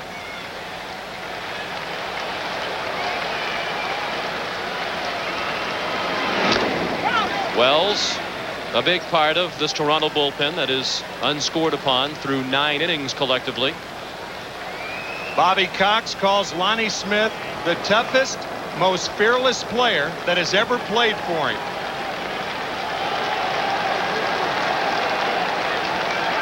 Reinforcing his stretch drive nickname as well. Yeah. The 1-2. Lee out. Maldonado in. The left fielder takes it. That ends the inning. 5 runs in the 5th for the Braves, highlighted by the grand slam by Lonnie Smith. Halfway through Game 5, it's a 5-run Atlanta lead. The first pitch of the bottom of the 5th. A fastball for ball one to Roberto Alomar. He has bounced to short and walked. Blue Jays batting, facing a 5-run deficit. They're down 7-2. 5 runs in the 5th for Atlanta. 4 of them on the grand slam by Lonnie Smith. It's the first grand slam in World Series play since 1988, when Oakland's Jose Canseco hit one off the Dodgers' Tim Belcher in Game 1. 2 balls and 2 strikes on Roberto Alomar. Joe Carter and Dave Winfield to follow.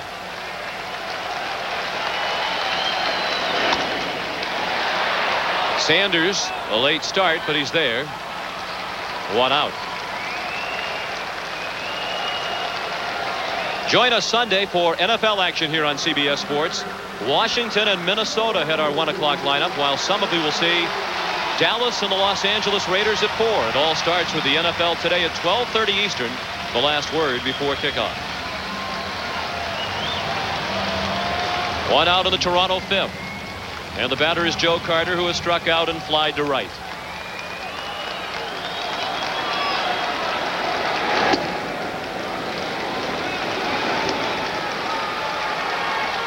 Jack Morris in 4 starts in this 1992 postseason with an earned run average now of 7.43. He has pitched 23 innings in the postseason this year and has allowed 19 runs, all earned, 7 of those tonight. 6 home runs in 23 innings allowed by Morris in the playoffs and World Series this year. And if the Braves do win, the guy sitting to the right of Jack Morris will be the starter on Saturday night against Steve Avery of the Braves. And there he is, David Cone. Carter with a high fly ball in shallow left center. Sanders and Nixon come together, and Sanders made the catch. And he points to himself as if to say to Otis Nixon, hey, that's my ball.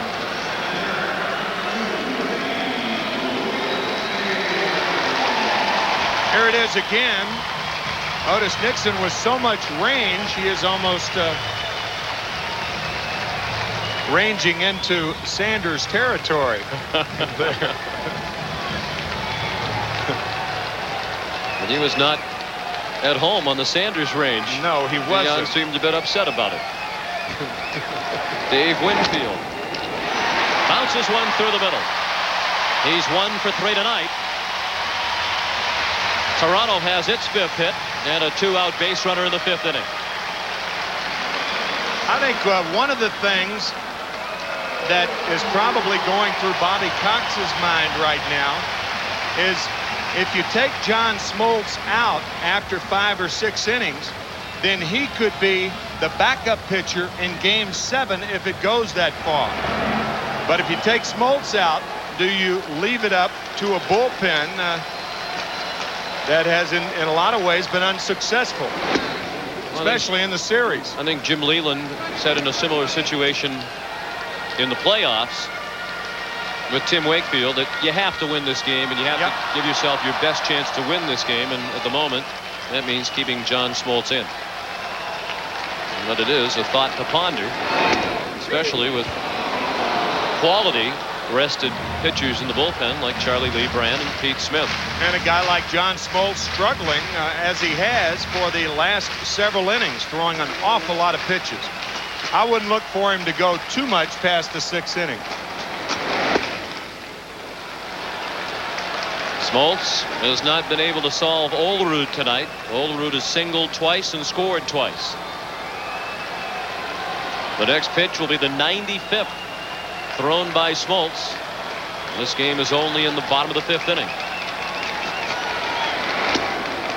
2 balls and 2 strikes.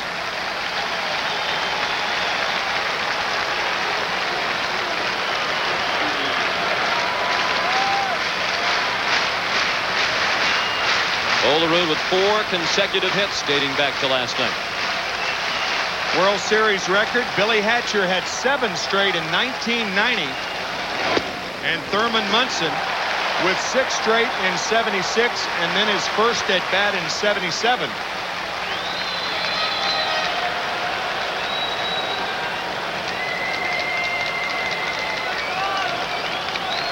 A full count with 2 outs. That means Winfield will be running from first with the pitch. And Olerud sends it out of play.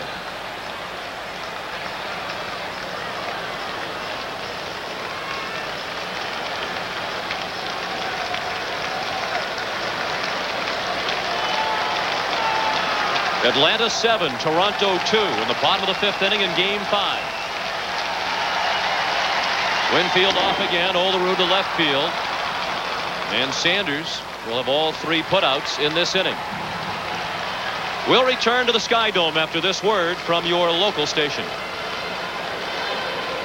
5th inning, Marvin Freeman, Javier Lopez celebrating the grand slam by Lonnie Smith. Freeman has the ball that accounted for 4 of the 7 Atlanta runs, and the Braves lead 7-2 as they come up in the 6th inning. Sean McDonough along with Tim McCarver, delighted to have you with us for Game 5. And even with our first one-sided game, long way to go and plenty of action again tonight. That was a great shot of Marvin Freeman when he was saying 4 runs with just 1 ball. That's a pretty good day, huh? Bargain day. Later we saw Marvin stick the ball in his jacket pocket and wrap his arms around his body as if to say, I have this ball and no one is going to take it away from me. Unless it's Lonnie Smith. That grand slam, the 16th in World Series history. Only the 3rd by a National League player. The last National League Grand Slam in World Series play back in 1964 by Ken Boyer of St. Louis. You remember that well, I'm sure. I surely do. He hit it off Al Downing, an 0-2 pitch that wrapped around the foul pole at Yankee Stadium. And the Cardinals won that game 4-3. The Yankees had scored 3 runs in the top of the 1st inning. Blauser out on the pop-up and foul ground to John Olerud, 1 down in the 6th. And you know who played a big part in that game, the game in which Boyer hit the grand slam home run? 2 relievers. One, the manager of the San Francisco Giants, Roger Craig, and the other, Ron Taylor. And Ron Taylor is now the team doctor of the Toronto Blue Jays. How about that? That's something, isn't it? Damon Berryhill was popped out in foul ground and struck out. He's facing reliever David Wells, who came on to get the final out of the 5th inning. Ron Taylor, who is the physician of the Blue Jays, also starred in the 1969 World Series victory by the New York Mets.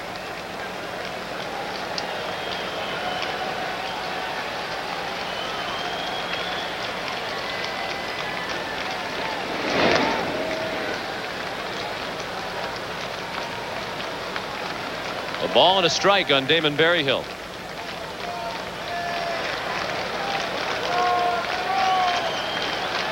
Ron Taylor, a native Canadian. Berryhill with a pop-up.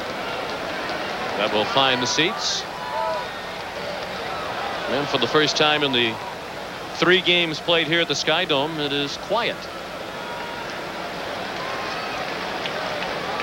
These people arrived here tonight hoping to see the Toronto Blue Jays wrap up their first ever World Series championship with a win in their home ballpark.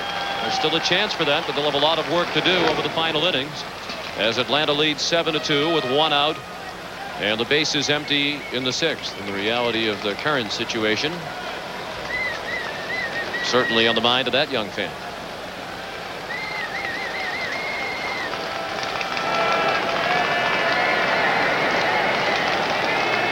David Cohn charting the game in case it goes to Game 6. He hopes he doesn't have to use it. Broken bat. Lee couldn't get it. Berryhill has just his 2nd hit of the World Series. His 1st since the home run off Morris in the 6th inning of Game 1. He hits it off the end of the bat. It's his 1st hit as a right-handed batter. And just out of the reach of Manuel Lee.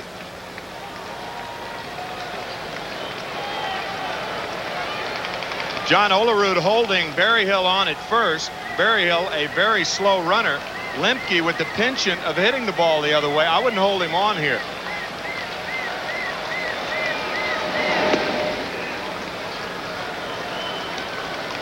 Lemke went to the right side of the infield. his last time up and bounced to second. But in that at bat, he was batting from the other side of the plate against Jack Morris. That ground out by Lemke, the last out recorded by Jack Morris. The next 5 Braves all reached, and all 5 of them scored. Routine fly to shallow center.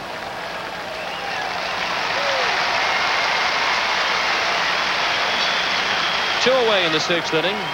And friends, we remind you that this copyrighted telecast is presented by authority of Major League Baseball and may not be reproduced or retransmitted in any form without the express written consent of Major League Baseball.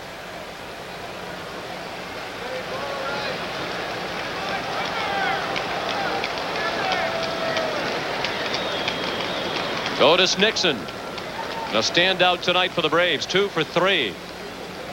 And he has scored 2 runs. Otis has also stolen 2 bases after a double and a single.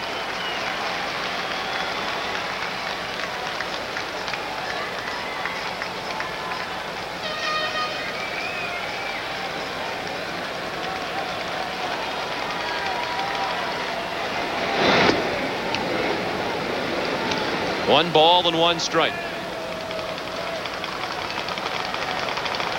Nixon batting for the first time tonight from the right side of the plate. The hit off Wells by Berryhill, just the second yielded by the Toronto bullpen in this series in 10 innings combined. Olerud snares the line drive by Nixon. That one appeared to be heading for the right field corner. Nixon robbed of his 3rd hit of the night. Coke and Major League Baseball will give $5,000 to build and renovate youth baseball fields through the Coca-Cola Homers for America program. And perhaps there's a bonus for a grand slam. We'll have to find out if there is. Lonnie Smith will make that an even larger contribution tonight. It really ought to be. It's a rare feat. Sure they should. Coca-Cola is a generous company.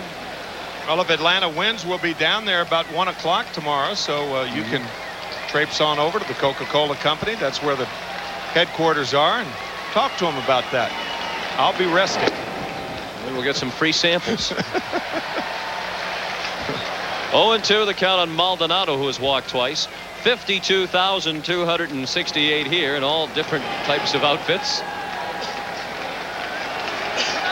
It's the 2nd largest crowd ever at the Sky Dome for a baseball game.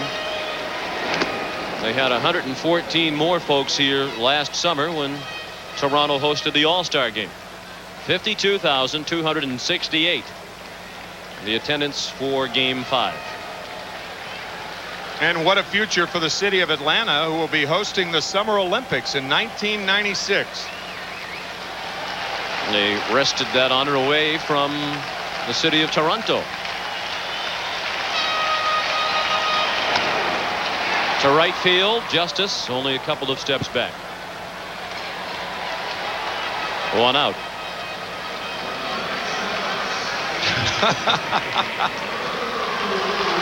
We've seen Coneheads, but we don't know what we'd call him.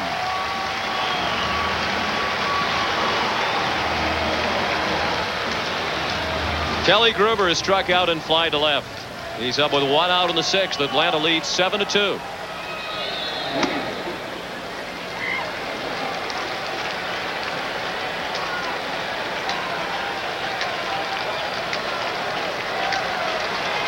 Gruber at the plate, Borders on deck.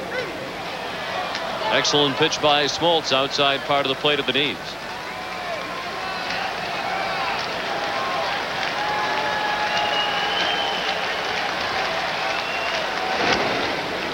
Tim, as we mentioned earlier, even though John Smoltz hasn't been dominating the Blue Jay hitters tonight, good pitchers in these types of games find a way to win them even when they don't have their best stuff. No, you notice 105 pitches already, and Bobby Cox says John Smoltz is the type of guy, and he told us this, that he could pitch a 9-inning game and throw 160 or 190 pitches. Although I don't think Bobby Cox would want him to do it. No, but he was talking about how strong he is, and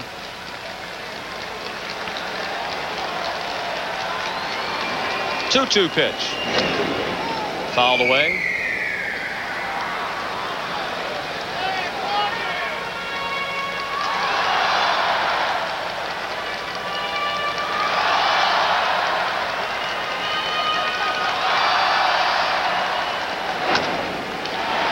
to center. Nixon on the run. Nixon on the warning track makes the catch.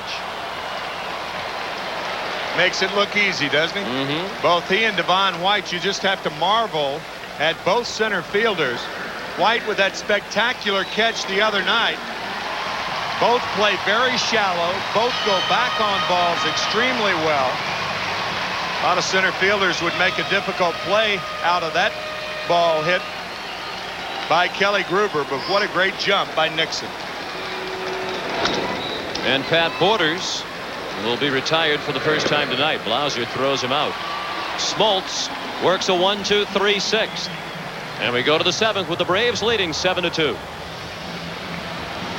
Live of the 1992 World Series is brought to you by Toyota and their full line of quality cars and trucks. Toyota, I love what you do for me. Budweiser, the king of beers with that fresh, pure, natural taste. Nothing beats a Bud.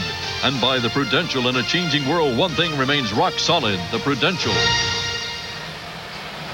Well, the Midland High School baseball team in Midland, Texas from 1985 has provided this World Series with 2 players. Mike Stanton, the Braves reliever, a member of that Midland High team, as was Mike Timlin, a right-hander for the Toronto Blue Jays, who was on to make his first ever World Series appearance. 2 games in the American League Championship Series. And David Wells working 1 1/3 innings of scoreless ball. Mike Timlin's first appearance, and what a thrill it must be for him. Heavy sinker baller. And he's a hard thrower, although he has been bothered by arm trouble. Greeted by Deion Sanders in the top of the 7th, with Atlanta leading 7-2. The Braves needing a win to keep this World Series alive and force a Game 6 back in Atlanta on Saturday. Sanders drove in the first run of the 5-run 5th with a single to center field. He's now 5 for 10 in the World Series. He scored on the grand slam by Lonnie Smith that broke the ball game wide open.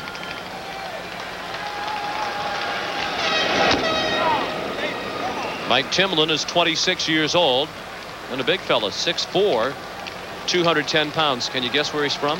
Midland, Texas. Can't slip anything by you.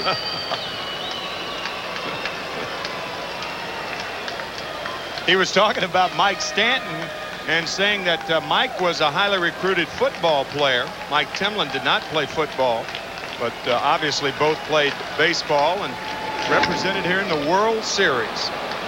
Sanders to center. White the catch. White covers a lot of ground, as you mentioned, as does Otis Nixon. Otis mentioned that White, Nixon, and Ricky Sanders all competed in a fastest man competition out in Hawaii. They raced at 3 different distances, and Devon White won all 3.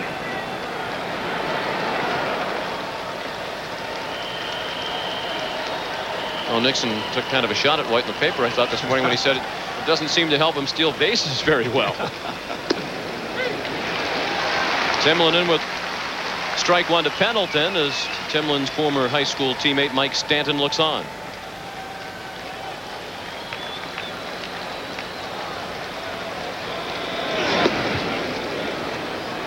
A ball and a strike on Pendleton. He is starting to produce for the Atlanta Braves. 2 for 3 tonight. 2 doubles, an RBI, and a run scored.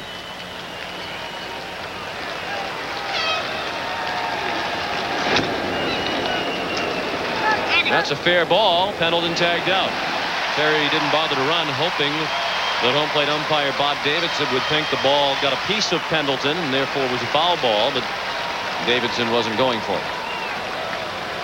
I think that's exactly what he was thinking. This ball looks like it hit about 6 inches fair. It stays fair, and Terry figures that, well, if I don't try to run, maybe he'll think it hit my foot. Fish ain't biting.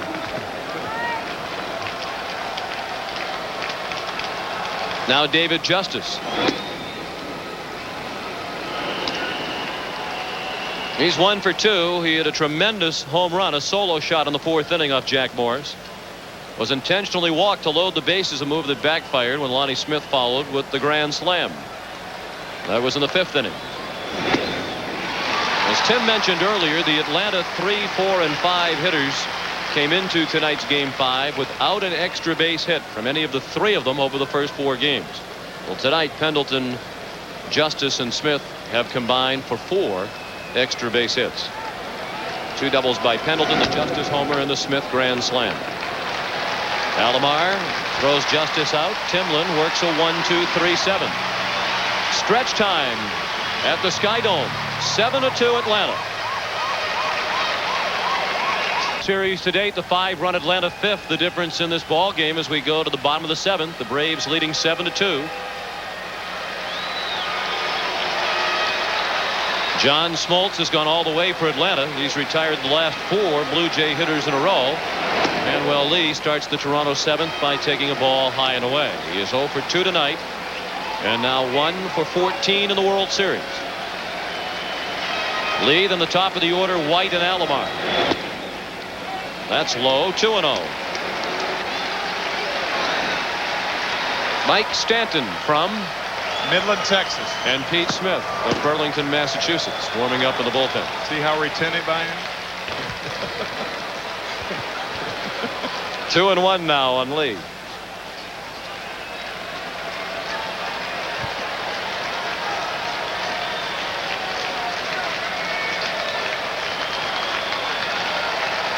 Smoltz worked a 1-2-3 6th inning. It was just his second 1-2-3 inning of the 8th. And the other one was way back in the 1st.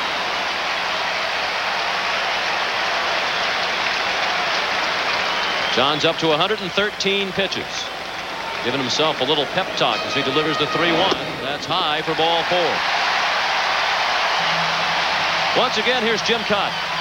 Well, Tim, you remember when we played in the National League without the designated hitter, how managers would love number 8 hitters that would get 2-out hits to get the pitcher to the plate and get him out of the way. Now, when you look at this game, 7 runs, 10 hits for the Braves, I think of a 2-out hit, and I don't know that there's a bigger 2-out hit in this game than Otis Nixon. It gave John Smoltz just the breather that he needed. These last 2 innings, it's been like he's 20 pounds lighter. And then Nixon stole second.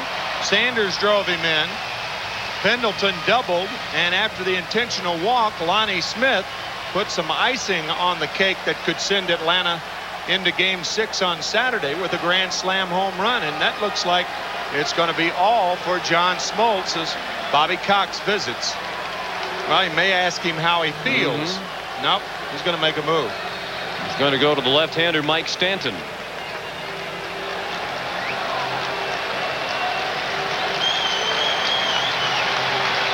Another terrific outing in the postseason for John Smoltz. He heads off with his team ahead 7-2. John Smoltz trying to boost his postseason record to 5-0 if the Braves can hang on and win this one. So now we have 2 pitchers from the 1985 Midland, Texas high school baseball team in this game at the same time. Timlin, the active pitcher of the moment for Toronto, and Mike Stanton has come on for Atlanta. Stanton has just been brilliant in his 2 World Series. With runners in scoring position, he has retired 17 consecutive batters over a 2-year period, and that is a record. And that has left us wondering occasionally in this series why he hasn't been the man in there in some of the key spots for the Atlanta bullpen. Should say that's a record for a relief pitcher. The all-time record held by Allie Reynolds. 22 guys retired with runners in scoring position over a 2-year period in the early 50s. Blue Jay fans trying to help their team back into the ball game. They're down by 5 and have the lead man on in the 7th inning. Devon White at the plate, 0 for 3 tonight.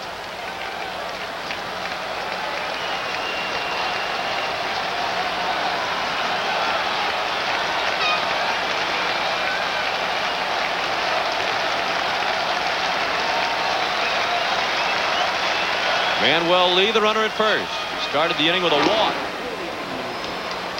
Jim? Yeah, I think Bobby Cox got just what he wanted out of John Smoltz. He could not draw this game up any better. Now he goes to Mike Stanton. Tim talked about his impressive World Series performance. The one drawback with Stanton has been his control, but now with a 5-run lead, you're a little more relaxed. Should be able to throw strikes, and I think Cox is saying, if my bullpen can't hold this, we don't deserve it. The ball and 2 strikes on White. He'll be followed by Roberto Alomar. What makes Stanton so difficult, obviously, he throws a 95-mile-an-hour fastball, but it's also that high leg kick that makes a hitter commit too quickly.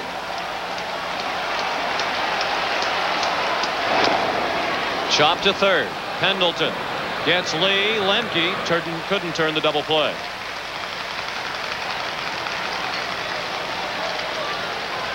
It's tough enough to pick up the ball without having to pick up the ball out of that high leg kick that Stanton has. You can see that slider tap to third and Pendleton making sure of 1. What hitters like, they like pitchers who take a nice comfortable windup or work comfortably from the stretch so they can see the ball. It's very difficult to pick it up when you have a pitcher with that high leg kick like Mike Stanton. Alomar hits a double play ball. Lemke to Blauser, and they turn it with ease. 4-6-3. That ends the inning. Sponsored by AT&T.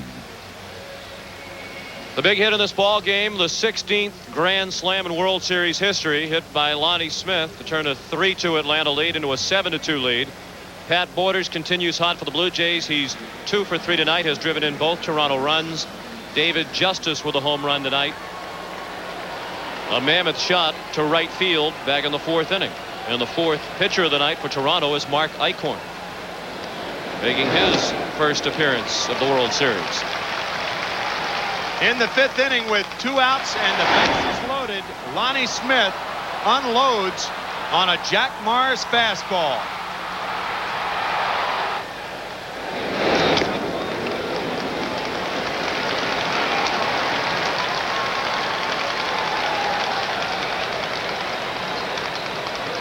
And that's where it landed. They're still happy.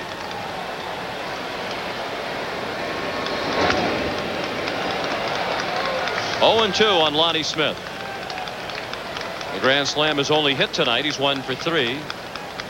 Sid Bream to follow, and then Jeff Blauser.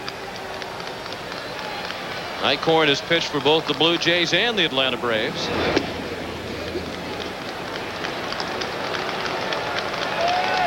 Big reason why the Braves were behind in the series 3-1, are behind 3-1. The lack of production from the heart of the order, but not tonight. 4 extra base hits from that trio. And they have driven in 6 of the 7 runs scored by Atlanta. Smith beginning the 8th with the Braves leading 7-2. Mike Timlin worked a 1-2-3 inning in the 7th, his only inning tonight. The Toronto bullpen is still unscored upon now in 11 1/3 innings. And over that time, they've allowed a combined total of only 2 hits.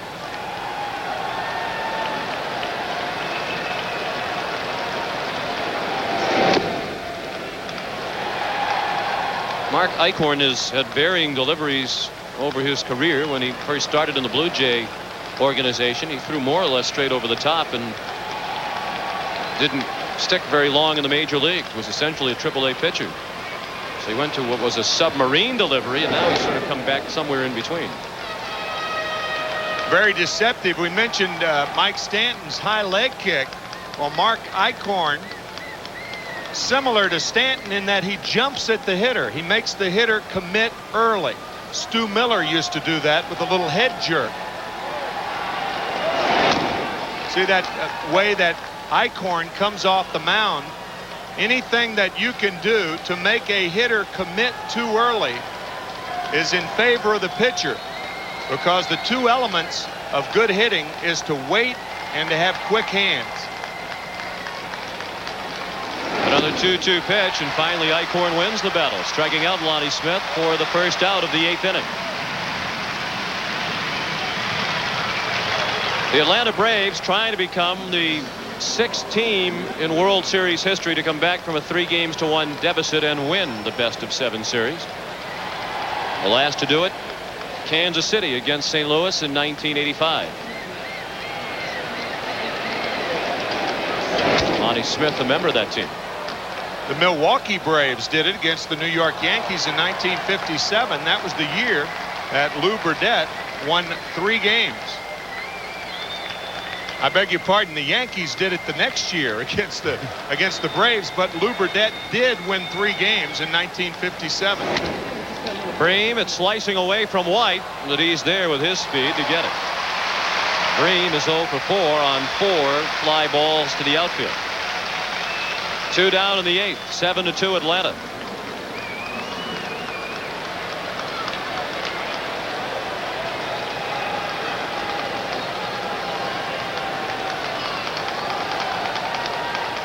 And the batter is Jeff Blauser.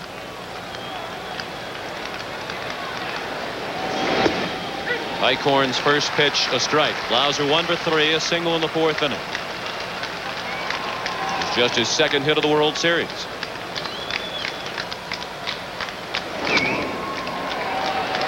Alomar a long way to his left to throw him out. Eichhorn works a 1-2-3-8. We go to the bottom of the 8th. The Braves 7 and the Blue Jays 2. Whenever from Game 5, 1964. There goes Groth. There's a drive way back. It might be out of here. It could be. It is a home run. Tim McCarver being congratulated by everybody. A long drive into the lower section in right field. Give me a high five. Congratulated by everybody but you. I was only 2 years old then. That was a very, very big moment for me. It's nice of Bob Dekus to show that. Very nice. The 10th inning. You give the win to your battery mate Bob Gibson for his 10-inning effort against Mel Stottlemyre and the Yankees. Joe Carter stings the first pitch of the 8th into center field. He's 1 for 4 tonight. Blue Jays down by 5 as they bat against Mike Stanton here in the 8th inning. Mike Stanton with a fastball away, and Joe Carter greets him rudely.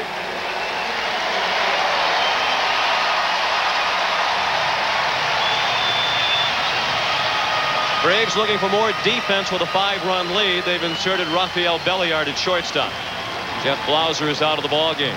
Dave Winfield is at the plate, 1 for 3, a single to center his last time up. John Olerud to follow.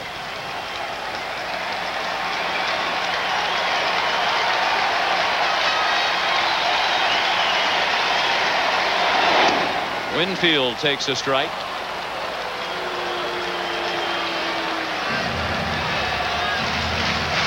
Carter's hit the first off Stanton, the 6th of the night for Toronto.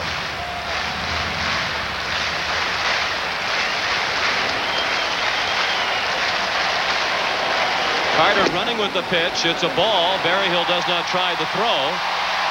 They weren't holding Carter on, so he took advantage of it. Why not? If they give it to you, take it. And that's what Joe Carter did. Joe probably thinking you score a run of 2 here, and you narrow the margin to 2 or 3 runs, 3 or 4 runs. Makes it a lot easier in the 9th.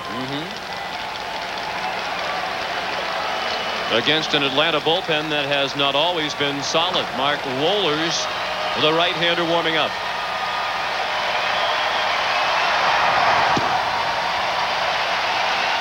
One and one on Winfield. Carter at second with nobody out. Big swing and a foul out of play.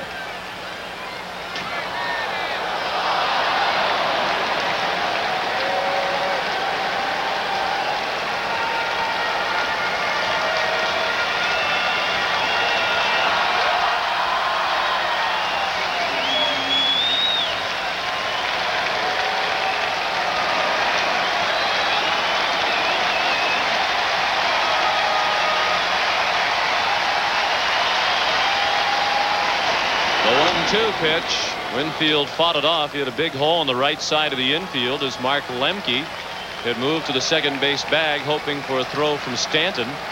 Stanton looked at him but went to the plate nonetheless, with Lemke standing right on top of second base.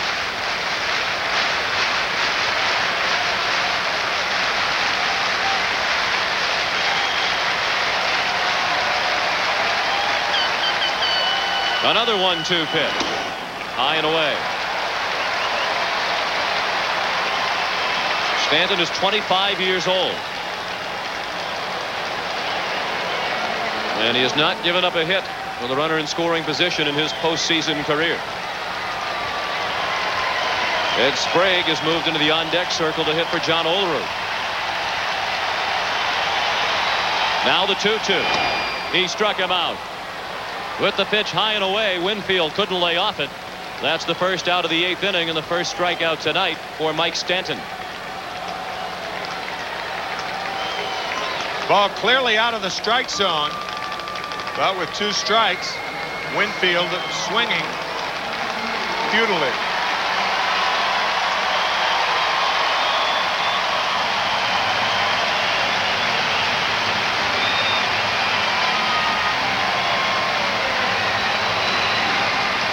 So now Stanton will deal with the hero of Game 2, Ed Sprague. His pinch hit 2-run homer in the top of the 9th off Jeff Reardon gave Toronto a 5-4 win, the first Toronto win in this series.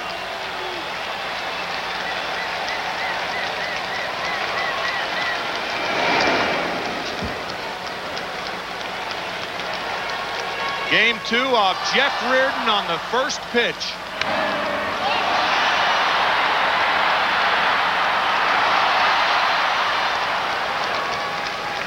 Sprague, the 22nd player in World Series history to hit a home run in his first plate appearance.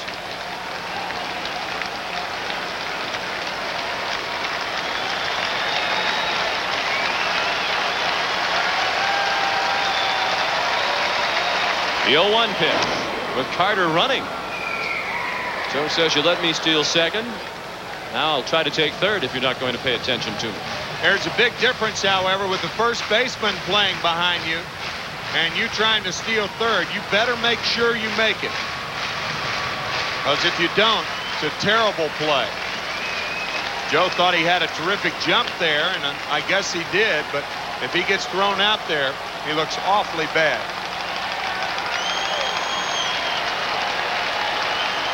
Now the 0-2. 1 ball and 2 strikes.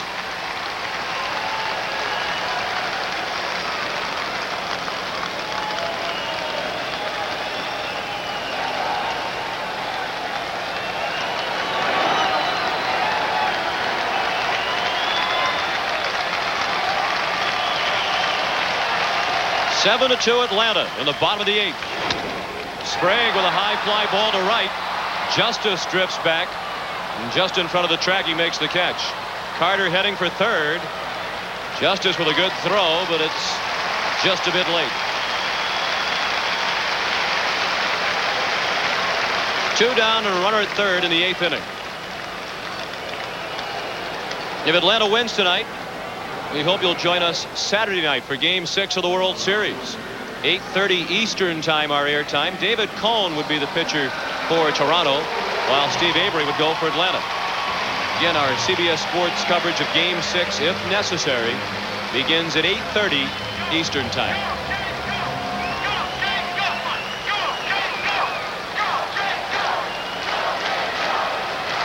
Candy Maldonado has walked twice and flied to right.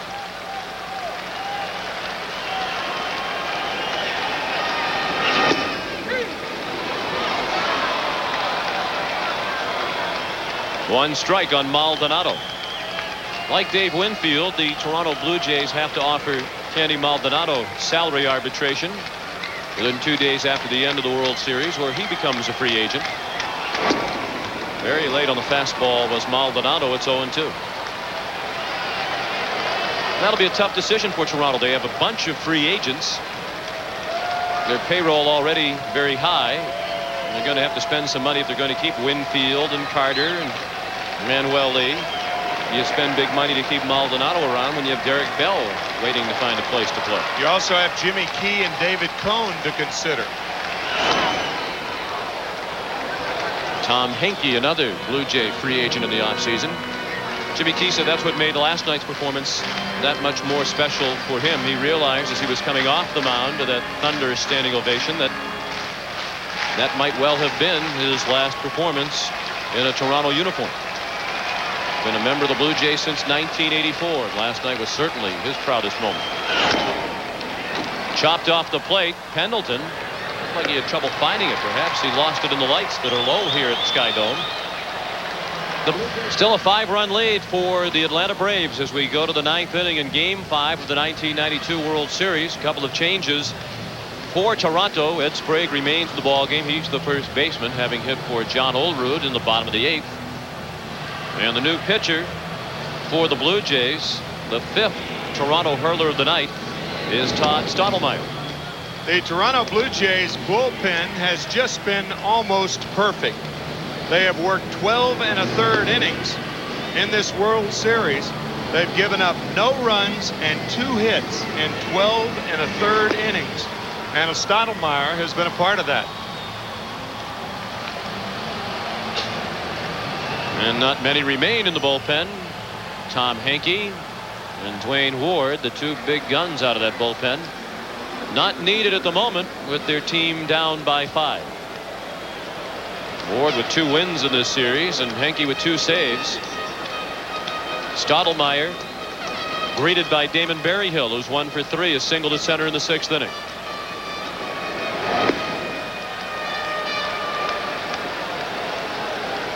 Berryhill, the last Brave to reach with that single in the 6th that came off David Wells.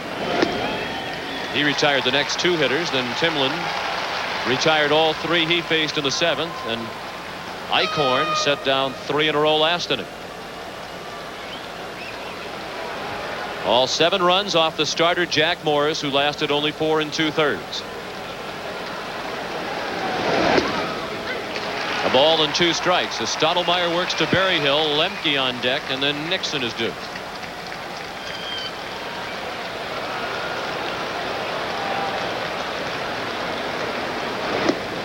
Two and 2. In the bottom of the 9th, the Blue Jays have the bottom third of their order due up. Kelly Gruber, Pat Borders, and Manuel Lee.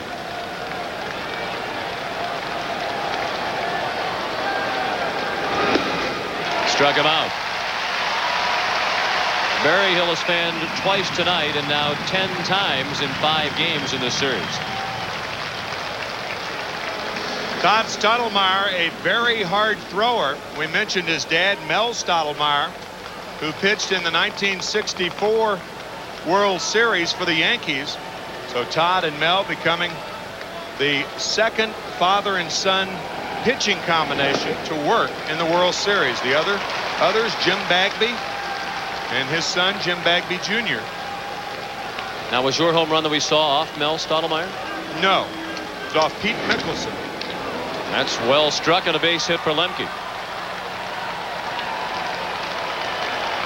Lemke's 2 for 4 tonight.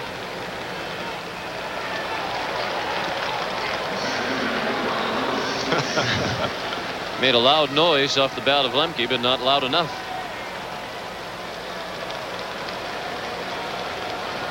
Lemke at first with 1 down in the top of the 9th. The Braves lead 7-2. That was their 11th hit.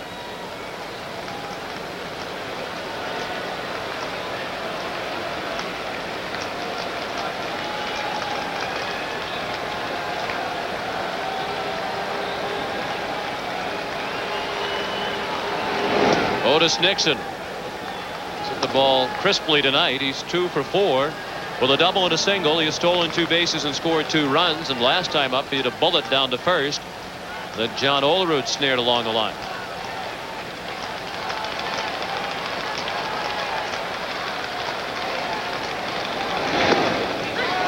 Stottlemyre took a little off that one and got it over. A ball and a strike on Nixon. Baseball has always amazed me about how frenetic it can be at times. That 5th inning when the Braves exploded for 5 runs with 2 outs. Up the middle, base hit. And the last 3 innings, very calm, back to a rhythmic pace. There's a big gap in between what happened in the 5th inning and what has happened over the last 3 innings. Otis Nixon has settled into a rhythm tonight. 3 for 5. He now has 6 hits in the series. Deion Sanders up with 2 men on and 1 out. Braves trying to build on a 5-run lead. Sanders 1 for 4 with an RBI single to center in the 5th inning. He also scored in the 5th on the grand slam by Lonnie Smith. If you're just tuning in, that was the big hit in the ball game. These two teams played ping pong for the first 5 innings. Atlanta jumped ahead 1-0 with a run in the first. The Blue Jays tied it with a run in the second. Atlanta scored a run in the 4th to make it 2-1, but the Jays scored 1 in the bottom of that inning. But then 5 runs in the 5th. The last 4 on the grand slam by the man in the middle of that picture, Lonnie Smith. Well, maybe the Atlanta Braves attribute it to the cast that was removed off the right leg of Greg Olson last Monday. When he had that cast on, Greg was saying that the players were rubbing the cast for good luck in Game 7 of the NLCS. And it worked. Greg is out of the cast. Now he's the regular catcher for the Atlanta Braves, and there's the cast. And what a cast the Atlanta Braves have had tonight playing for them on the field. The entire cast signed the cast. Looks like something out of a museum. Yeah, a cast museum. The House of Wax.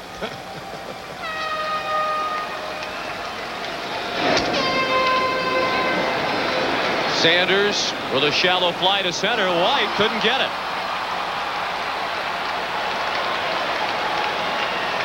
Looked like he kind of ambled in. Perhaps he was trying to decoy the runners. But Sanders has a smile as he has his 2nd hit of the night. I don't think he picked the ball up. And if Deion Sanders, you can see him looking up right there. He didn't see it. No. Often a center fielder can hear the crack of the bat. I think Sanders broke his bat on that ball. And your natural instinct is to break back and then in. And he broke in too late. 3 straight singles have loaded the bases with 1 out in the 9th for Atlanta against Todd Stottlemyre. Braves trying to score their first run against the Toronto bullpen in this series. Terry Pendleton is 2 for 4 tonight with a couple of doubles, almost identical doubles, right along the right field line. Terry drove in a run with his double in the 1st and scored after doubling in the 5th.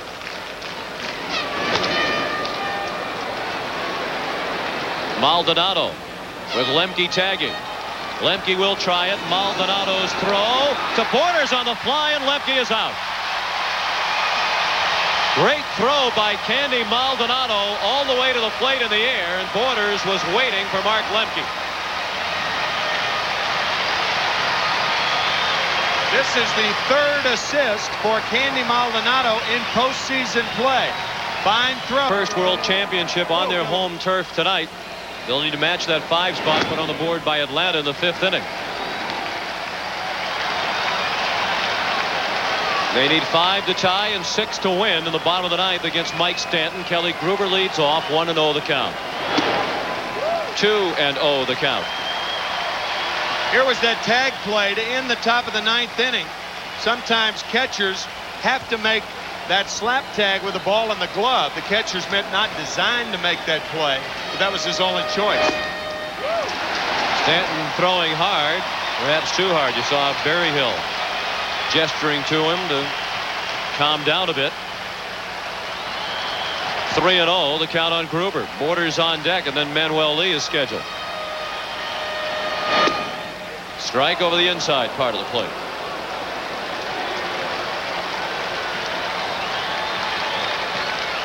Mark Wohlers, the young right-hander, up and throwing for Atlanta.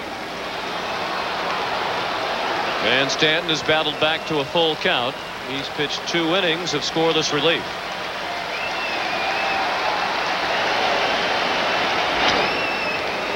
Still 3-2.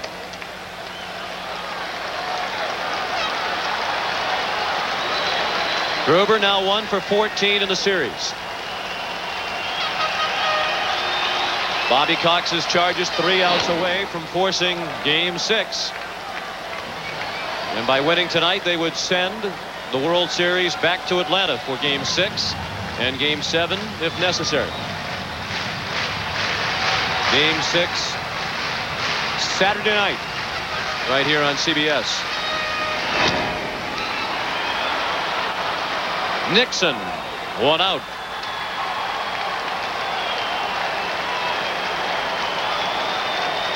If these two teams do meet on Saturday, it'll be Steve Avery, the left-hander, who started Game 3 and went 7 1/3 innings and pitched well against David Cone, the right-hander, who went 4 1/3 innings in Game 2 and pitched poorly.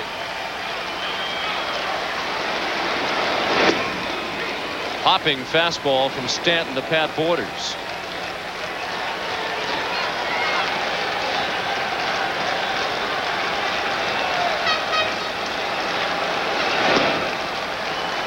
Both Cone and Avery have been erratic. They're really capable of a dominating performance, and they're both capable of the kind of struggle that Cone endured earlier in this World Series.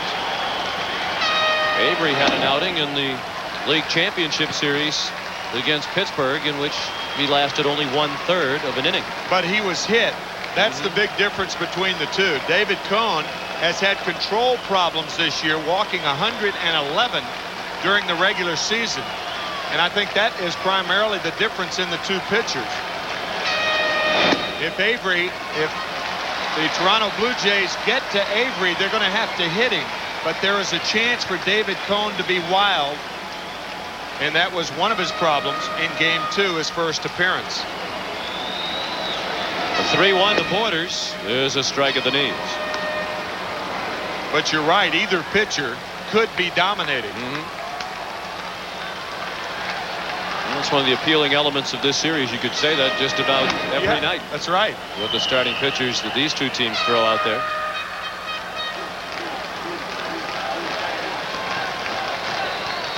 There will have to be a lot of magic in that rally cap if the Blue Jays are going to pull this one up. Another 3-2. Chopped down to third.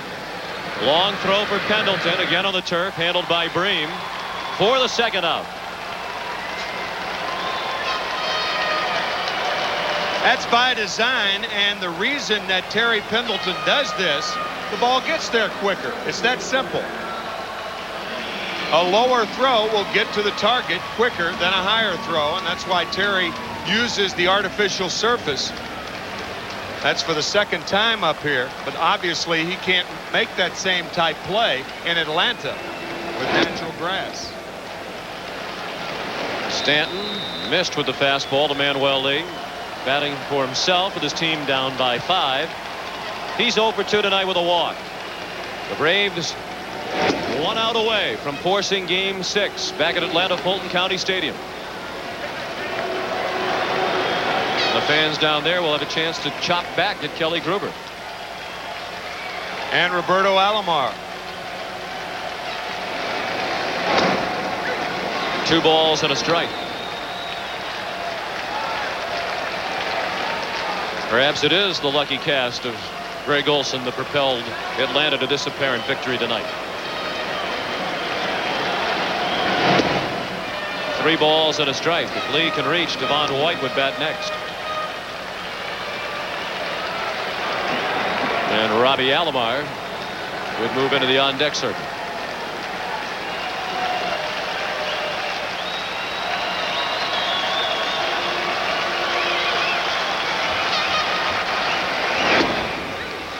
Full count now.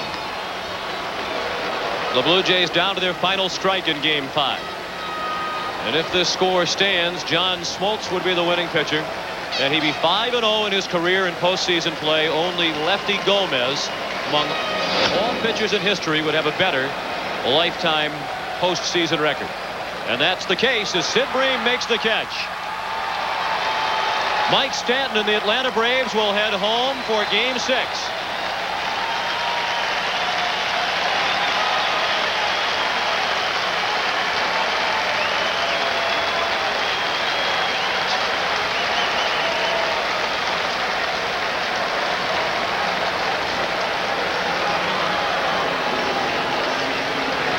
The final score in Game 5, the Atlanta Braves 7 and the Toronto wins on the road after 6 consecutive World Series losses on the road. They break through and beat the Blue Jays 7-2, the largest amount of victory in this year's World Series. And so we go to Game 6. The Chevrolet player of the game is, guess who?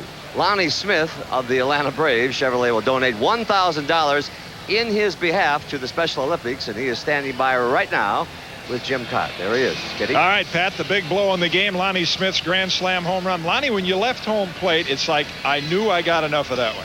Well, I felt I hit it well enough to at least get it off the wall, and I saw Joe Carter go back and continue to go back, and I started screaming, "Get out of here!" And when I saw it finally clear the wall, I was really happy. You have had a chance now to face Jack Morris several times. What was it like in that at-bat? Any adjustments you're making against him?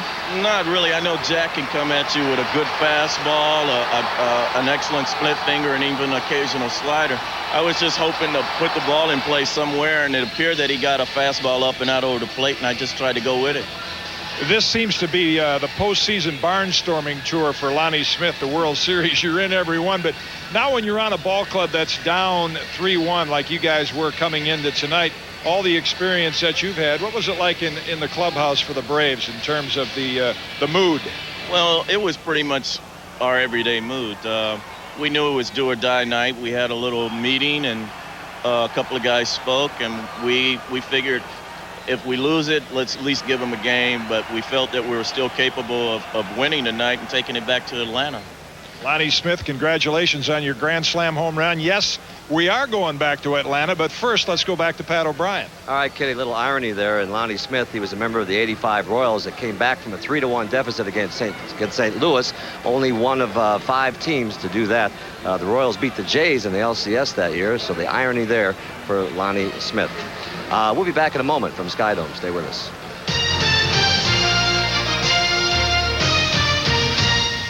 Tonight at Skydome, as the Braves break through 7-2, and the Toronto Blue Jays now lead 3 games to do. Let's go down to Kitty Cott, who's with Steve Avery, who gets the ball on Saturday night. Kitty? Steve Avery will get another chance. Looking forward to it. And you pitched a great game the other night, even in that tough loss. But what did you learn from the Blue Jay hitters, or what will you come out in Game 6? Will you change anything?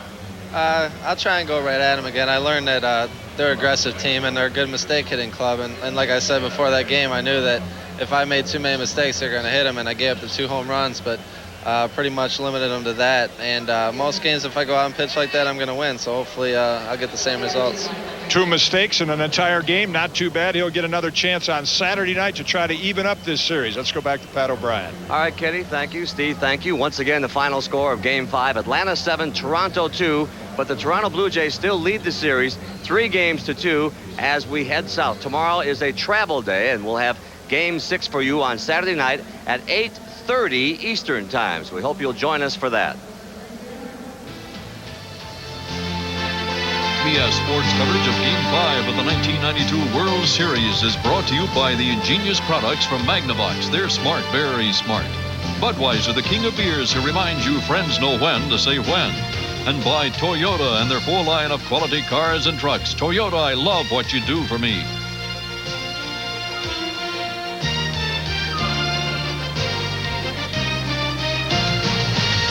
You've been watching the 1992 World Series on CBS Sports, and so with Lonnie Smith's Grand Slam, we're all taking the midnight train to Georgia, home of the Happy Braves. Have it in Game 1.